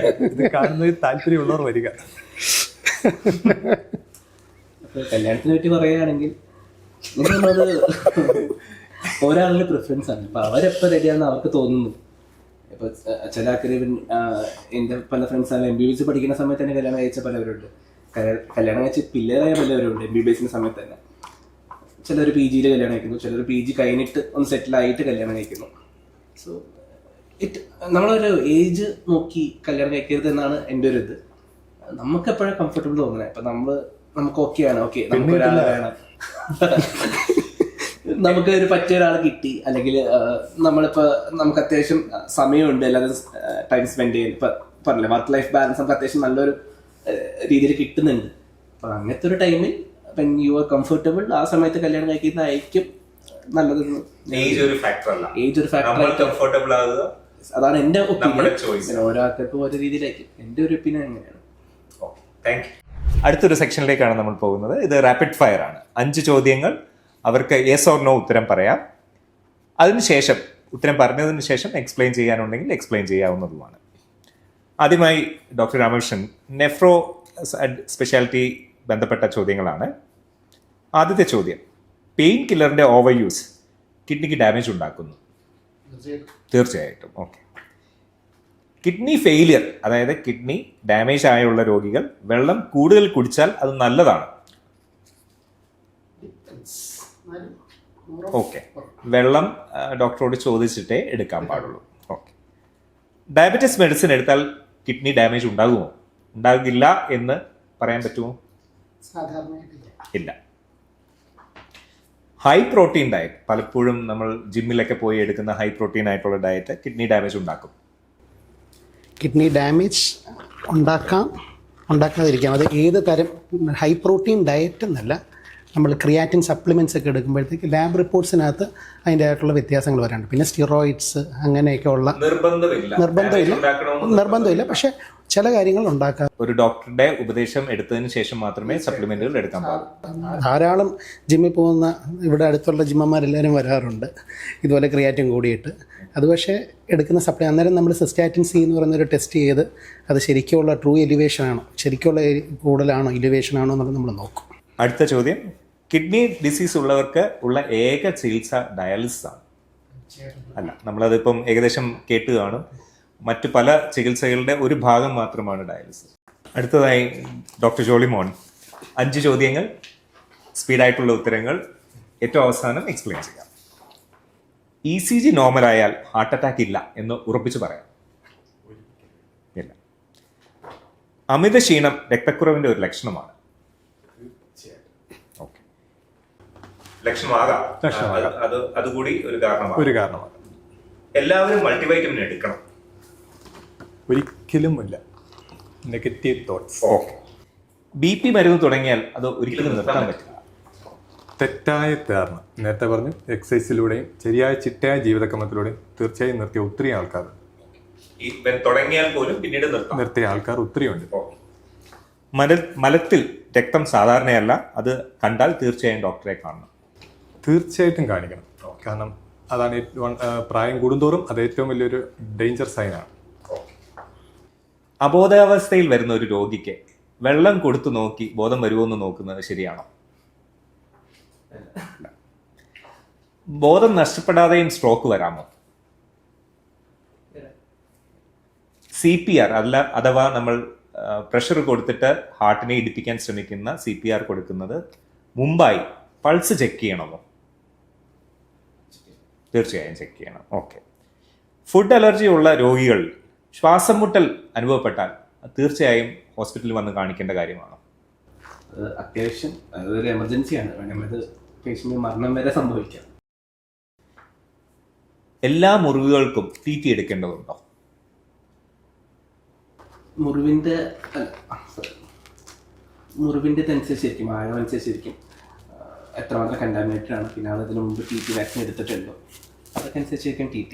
എല്ലാവരും പോയി എടുക്കേണ്ട കാര്യമില്ല. എല്ലാത്തിനും വേണ്ട ഡോക്ടറെ കൺസൾട്ട് ചെയ്യാം, ബാക്കി ഡോക്ടർ നോക്കിയിട്ട് TT എടുക്കണോ വേണ്ടിയോ എന്നുള്ളത്.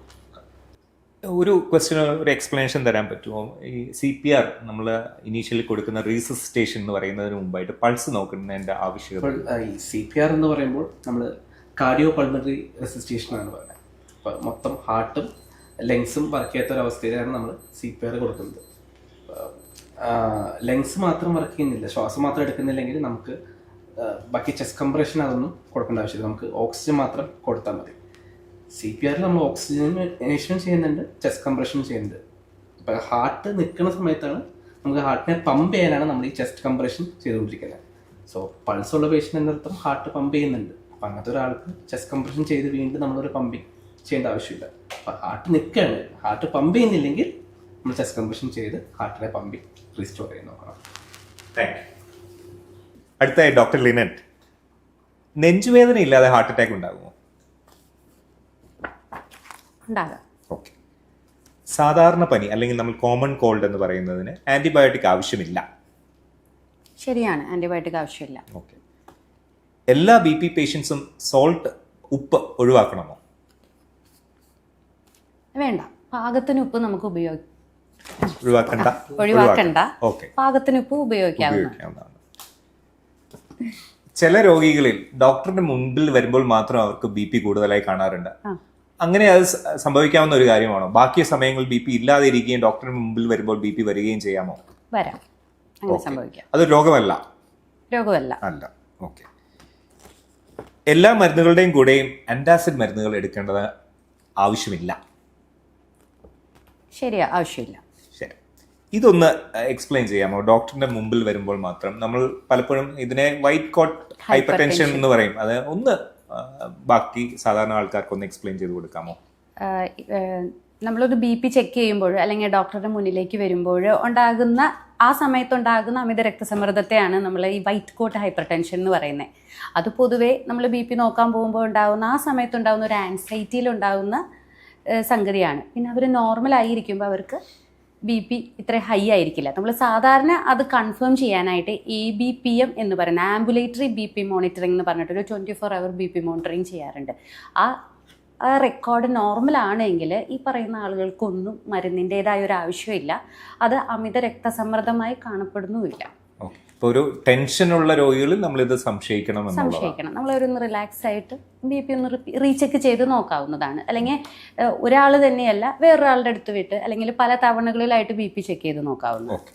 ഡോക്ടർ അനുശ്രീ, ആദ്യത്തെ ചോദ്യം, എക്സ്റേ നോർമൽ ആയാൽ ലങ്സ് നോർമലാണ് എന്നർത്ഥമുണ്ടോ? ഓക്കെ. ആസ്മ അല്ലെങ്കിൽ COPD ഉള്ളവർ എക്സസൈസ് ചെയ്യാൻ പാടില്ല. ലങ് ക്യാൻസറിന്റെ ഏക കാരണം സ്മോക്കിംഗ് ആണ്. അതുമല്ല. TB വാക്സിൻ വഴി പൂർണ്ണമായും ഇല്ലാതാക്കാൻ പറ്റുന്ന ഒരു രോഗമാണ്. എല്ലാം നോയായിരുന്നു ഇതുവരെ. കുട്ടിക്കാലത്ത് ഇല്ലാതെ തന്നെ മുതിർന്ന ആൾക്കാരിൽ ആസ്മ ഉണ്ടാകാം. ഇതിൽ എന്തെങ്കിലും എക്സ്പ്ലെയിൻ ചെയ്യാൻ തോന്നുന്നുണ്ടോ? TB വാക്സിൻ വഴി മാറ്റാൻ പറ്റുന്നതല്ലേ? അല്ല, TBയുടെ വാക്സിൻ എന്ന് പറയുന്നത് നമ്മൾ യൂഷ്വലി നമ്മുടെ പ്രോഗ്രാമിലുള്ളത് BCG വാക്സിനേഷൻ ആണ്. ഈ BCG വാക്സിൻ എന്ന് പറയുന്നത് ഒരിക്കലും TB വരാതിരിക്കാനുള്ള വാക്സിൻ അല്ല. TB വന്നാൽ തന്നെ അതിൻ്റെ ഒരു സിവിയർ ഫോംസ് നമ്മുടെ തലച്ചോറിനെ ബാധിക്കുന്നു, അല്ലെങ്കിൽ പല അവയവങ്ങളെ ബാധിക്കുന്ന രീതിയിൽ ഡിസെമിനേറ്റഡ് ആയിട്ടൊക്കെ പോകുന്ന TB, അങ്ങനെയുള്ള TB വരാതിരിക്കാനുള്ള ഒരു ഇത് മാത്രമേ ആ BCG വാക്സിൻ ഉള്ളൂ. പിന്നെ ബാക്കി ഇപ്പം നമുക്ക് ഒരുപാട് TB വാക്സിൻസ് പൈപ്പ് ലൈനിലുണ്ട്. എന്നുവെച്ചാൽ പ്രൊഡക്ട്സ് എന്താണ് നമ്മുടെ ട്രയൽസ് നടക്കുന്നുണ്ട്. അതൊക്കെ പിന്നെയും കുറച്ചുകൂടെ ഒരു TB പ്രിവെൻഷൻ എന്നുള്ള രീതിയിലുള്ള പ്രൊട്ടക്ഷൻ നമുക്ക് തരുന്നുണ്ട്. പക്ഷെ ഇപ്പൊ അവൈലബിൾ ആയിട്ടുള്ളതിൽ BCG വാക്സിൻ TB വരാതിരിക്കാനുള്ള വാക്സിൻ അല്ല. സിവിയറിറ്റി കുറയും, കോംപ്ലിക്കേഷനുകൾ കുറയ്ക്കാൻ സാധിക്കും. Thank you. നമ്മൾ ഈ പരിപാടിയുടെ അവസാനത്തേക്ക് എത്തുകയാണ്. ഒരു അവസാനിപ്പിക്കുന്നതിന് മുമ്പായി നമുക്ക് മറ്റ് ഡോക്ടേഴ്സിനോടോ അല്ലെങ്കിൽ മറ്റ് രോഗികളോടോ ഈ ഡോക്ടർമാർക്ക് എന്താ പറയാനുള്ളതെന്നും കൂടി കേട്ടിട്ട് നമുക്ക് അവസാനിപ്പിക്കാവുന്നതാണ്. അല്ലെങ്കിൽ ഈ സ്പെഷ്യാലിറ്റിയിലേക്ക് വരാൻ താല്പര്യപ്പെടുന്ന ഡോക്ടർക്ക് കൊടുക്കുന്നുണ്ട്. ഈ സ്പെഷ്യാലിറ്റിയിലേക്ക് ഉദ്ദേശിക്കുന്ന ഡോക്ടർമാർക്ക് എപ്പോഴും എല്ലാവരോടും ജെന്റിലായി പെരുമാറുക, അവരുടെ രോഗാവസ്ഥയും രോഗകാരണങ്ങളും കേൾക്കുക, മനസ്സിരുത്തി കേൾക്കുക, അവരോട് വിശദമായി സംസാരിക്കാൻ മെന്റാലിറ്റി ഉണ്ടാകും. ഇത്രയും ചെയ്താൽ നല്ലൊരു ഫിസിഷ്യൻ അവർക്ക് സ്ഥിരമായി ആകാം. ഡോക്ടർ നിതിൻ, എമർജൻസി ഡിപ്പാർട്ട്മെന്റ് അല്ലെങ്കിൽ ഫിസിഷ്യൻ, താങ്കൾക്ക് ഈ ഒരു സ്പെഷ്യാലിറ്റി ചൂസ് ചെയ്യാൻ മറ്റൊരു ഡോക്ടർക്ക് എന്ത് അഡ്വൈസാണ്, അല്ലെങ്കിൽ എന്തുകൊണ്ട് എടുക്കാം അല്ലെങ്കിൽ എന്തുകൊണ്ട് എടുക്കാൻ പാടില്ല, അങ്ങനെ എന്തെങ്കിലും ഉണ്ടെങ്കിൽ അതും കൂടെ പങ്കുവെക്കാം. അത്യാവശ്യം നല്ല അഡ്രിനാലിൻ റഷുള്ള ഡോക്ടേഴ്സ്, അത്യാവശ്യം അഡ്രിനാലിൻ റഷ് ആഗ്രഹിക്കുന്ന ഡോക്ടേഴ്സ് ആണെങ്കിൽ this is A very good department. Wide variety of case ആണ്, വൈഡ് പ്രൊസീജിയേഴ്സ് ആണ്, നമുക്ക് ആ സാറ്റിസ്ഫാക്ഷൻ കിട്ടും. കാരണം മിക്ക പേഷ്യൻസും നമ്മുടെ മുമ്പിൽ വെച്ചിട്ട് അതിന്റെ റിസൾട്ട് നമുക്ക് കിട്ടും, നമ്മൾ ചെയ്യുന്ന ഒരു ഇന്റർവെൻഷൻ. പിന്നെ കുറെ അറിയണം എല്ലാ കേസസിനെ പറ്റിയാണ്. ഇപ്പോൾ ഒരു കേസ് ഒരു ഡിപ്പാർട്ട്മെന്റ് ഒരു സ്പെസിഫിക് രോഗങ്ങൾ മാത്രം ഫോക്കസ് ചെയ്തിട്ടാണ് നമ്മൾ ചെയ്യുന്നത്. അപ്പോൾ എല്ലാ കേസിനെ പറ്റി ഒരു ഏകദേശം വിവരം വേണം. പഠിക്കാൻ. പിന്നെ വർക്ക് ലൈഫ് ബാലൻസ് വേണമെങ്കിൽ കുറച്ച് കിട്ടായിരിക്കും. കാരണം നമ്മുടെ ഡ്യൂട്ടി അവേഴ്സ് കഴിഞ്ഞാൽ പിന്നെ നമുക്ക് അനാവശ്യ കോളുകളൊന്നും വരില്ല. ആ ഡ്യൂട്ടി അവേഴ്സ് ആണ് നമ്മുടെ മെയിൻ സംഭവം. അത് കഴിഞ്ഞാൽ പിന്നെ നമുക്ക് അതിനെ പറ്റി ഫോളോ അപ്പ് അങ്ങനത്തെ കാര്യങ്ങളൊന്നും എമർജൻസി ഫിസിഷ്യൻസിന് ഉണ്ടാകും. ഒരു സ്പെസിഫിക് ടൈം ഉണ്ട്. ആ ടൈമിൽ എന്ത് വേണമെങ്കിൽ നടക്കാം. വെരി മച്ച് ഹെക്ടിക് അല്ലെങ്കിൽ റിലാക്സ്ഡ് ആണ്. ഡോക്ടർ രാമകൃഷ്ണൻ, നെഫ്രോളജി ഡിപ്പാർട്ട്മെന്റ് അല്ലെങ്കിൽ നെഫ്രോളജി സ്പെഷ്യാലിറ്റി എന്തുകൊണ്ട് ഒരു പുതിയ ഡോക്ടർ ഒരു MBBS കഴിഞ്ഞ ആളോ MD കഴിഞ്ഞ ആളോ ചൂസ് ചെയ്യണം? നെഫ്രോളജി ഞാൻ എടുക്കുന്ന സമയത്ത് ഞാൻ ഈ പേഷ്യൻസിനെ കണ്ടിട്ട്, അതായത് പരിചയത്തിലുള്ള ധാരാളം പേഷ്യൻസിന് CKD ഇഷ്യൂസ് ഉണ്ടായിരുന്നു, ഡയാലിസിസ് ചെയ്യുന്നവരുണ്ട്. അവരെ കണ്ടിട്ടാണ് ഞാനത് താല്പര്യം കാണിച്ചത്. 200 മുകളിലും താഴെ 140. ബാക്കിയുള്ള സ്പെഷ്യാലിറ്റീസിനെ അപേക്ഷിച്ച് നെഫ്രോളജിക്ക് കുറച്ച് വ്യത്യാസങ്ങളുണ്ട്. അതായത് ഇപ്പം ഒരു ഡയാലിസിസ് എന്ന് പറയുന്ന ഒരു പ്രക്രിയ എനിക്ക് തോന്നുന്നു ബാക്കിയുള്ള സ്പെഷ്യാലിറ്റീസിൽ ഇങ്ങനെ ഒരു കണ്ടിന്യൂസ് റീപ്ലേസ്മെൻറ്റ് വരുന്ന ഒരു സൗകര്യമില്ല. അന്നേരം ട്രീറ്റ്മെൻറ്റ് ഓപ്ഷൻസിൽ നമുക്ക് പേഷ്യൻസിന് ധാരാളം ഓഫർ ചെയ്യാനുണ്ട്. അതുപോലെ തന്നെ ധാരാളം കഷ്ടപ്പാടുകൾ അനുഭവിക്കുന്ന പേഷ്യൻസിന് നമ്മളൊരു വലിയൊരു സൊല്യൂഷനാണ് നമ്മുടെ ഈ ഒരു സ്പെഷ്യാലിറ്റി എന്ന് പറയുന്നത്. അന്നേരം ഇപ്പോൾ ഒരു ട്രാൻസ്പ്ലാന്റേഷൻ, കിഡ്നി മാറ്റിവയ്ക്കൽ ശസ്ത്രക്രിയ നടത്താൻ ബാക്കിയുള്ള ട്രാൻസ്പ്ലാന്റിനെ അപേക്ഷിച്ച് കിഡ്നി ട്രാൻസ്പ്ലാന്റേഷനും ചിലവ് കുറവാണ്. അത്രയും ഫ്രീക്വൻ്റ് ആയിട്ട് നടക്കാം ബാക്കി ഏതൊരു ട്രാൻസ്പ്ലാന്റേഷനും അപേക്ഷിച്ച്. കിഡ്നിയുടെ ഈ ഒരു പ്രോഗ്രസ്, കിഡ്നി ട്രീറ്റ്മെൻറ്റിലുള്ള ഈ ഒരു പ്രോഗ്രഷൻ കഴിഞ്ഞ ഒത്തിരി വർഷമായിട്ട് നടക്കുന്നുണ്ട്. അതിന് ധാരാളം ട്രീറ്റ്മെൻറ്റ് ഓപ്ഷൻസ് അവൈലബിൾ. ഇപ്പോൾ നാളെ ഭാവിയിൽ മൈക്രോബയോ ആർട്ടിഫിഷ്യൽ കിഡ്നി അങ്ങനെ പലതും വരുന്നുമുണ്ട്. അന്നേരം പേഷ്യൻസിന് നമുക്ക് ഒത്തിരി കാര്യങ്ങൾ ഓഫർ ചെയ്യാനുണ്ട്. അതാണ് ഈ നെഫ്രോളജിയുടെ ഇപ്പോഴത്തെ ഈ ഒരു സമയത്ത് നമുക്ക് ഉള്ളൊരു മെച്ചം. അന്നേരം പേഷ്യൻസിന് ജസ്റ്റ് മരുന്നുകൾ മാത്രമല്ല, നമുക്ക് ഡയാലിസിസ് ഓഫർ ചെയ്യാം. ഈ ഡയാലിസിസ് ആവശ്യം വരുന്നത് കിഡ്നി തകരാറ് ഒത്തിരി നാളെ ഡയാലിസിസ് നടത്തുന്നവർക്ക് ട്രാൻസ്പ്ലാന്റേഷൻ്റെ ഓഫറുണ്ട്. അങ്ങനെ നെഫ്രോളജിസ്റ്റ് എന്നുള്ള നിലയിൽ നമുക്ക് ധാരാളം കാര്യങ്ങൾ ചെയ്യാൻ പറ്റും. അതുകൊണ്ട് definitely nephrology is A good option. Doctor Lynette, madam ഒരു ഫിസിഷ്യൻ ആകാൻ ആഗ്രഹിക്കുന്ന ഒരു ഡോക്ടറോട് എന്താണ് മാഡത്തിന് പറയാനുള്ളത്? ജനറൽ മെഡിസിൻ ഒരു ബ്രോഡ് സ്പെഷ്യാലിറ്റിയാണ്. ഏത് കേസും ഏത് സ്പെഷ്യാലിറ്റി പെടുന്ന കേസുകളും ഏതൊരു രൂപത്തിൽ വരെ നമുക്ക് പ്രസൻറ്റ് ചെയ്യാം. അതിനെ വേർതിരിച്ചെടുക്കുക എന്നുള്ളതാണ്. General medicine is diagnostic medicine. അതുകൊണ്ട് നമുക്ക് കൂടുതൽ ചിന്തിക്കാനുള്ള ഒരു അവസരമാണ് ജനറൽ മെഡിസിൻ. വളരെ ഇൻട്രസ്റ്റിംഗ് ആണ്. നമുക്ക് ഒരിക്കലും ബോറടിക്കില്ല. ഒരേ കേസ് തന്നെ നമ്മൾ റിപ്പീറ്റഡ് ആയിട്ട് കാണില്ല. നമ്മൾ പലതരം കേസുകൾ കാണും. പലതരത്തിലുള്ള ആൾക്കാരുമായിട്ട് നമുക്ക് കോണ്ടാക്റ്റ് വരും. അതുപോലെ നമ്മളൊരു പോയിൻ്റാണ്, നമ്മുടെ അടുത്ത് നിന്നാണ് പല സ്പെഷ്യാലിറ്റിയിലേക്കും പേഷ്യൻ്റ് തിരിഞ്ഞു പോകുന്നത്. ബോറടിക്കില്ല എന്തായാലും. നിങ്ങൾക്ക് ഞങ്ങളുടെ ഈ ചെറിയ പരിപാടി ഇഷ്ടപ്പെട്ടെന്ന് വിശ്വസിക്കുന്നു. ഒരിക്കൽ കൂടി എല്ലാവർക്കും ഹാപ്പി ഡോക്ടേഴ്സ് ഡേ ആശംസിച്ചുകൊണ്ട് നിർത്തുന്നു. നന്ദി, നമസ്കാരം.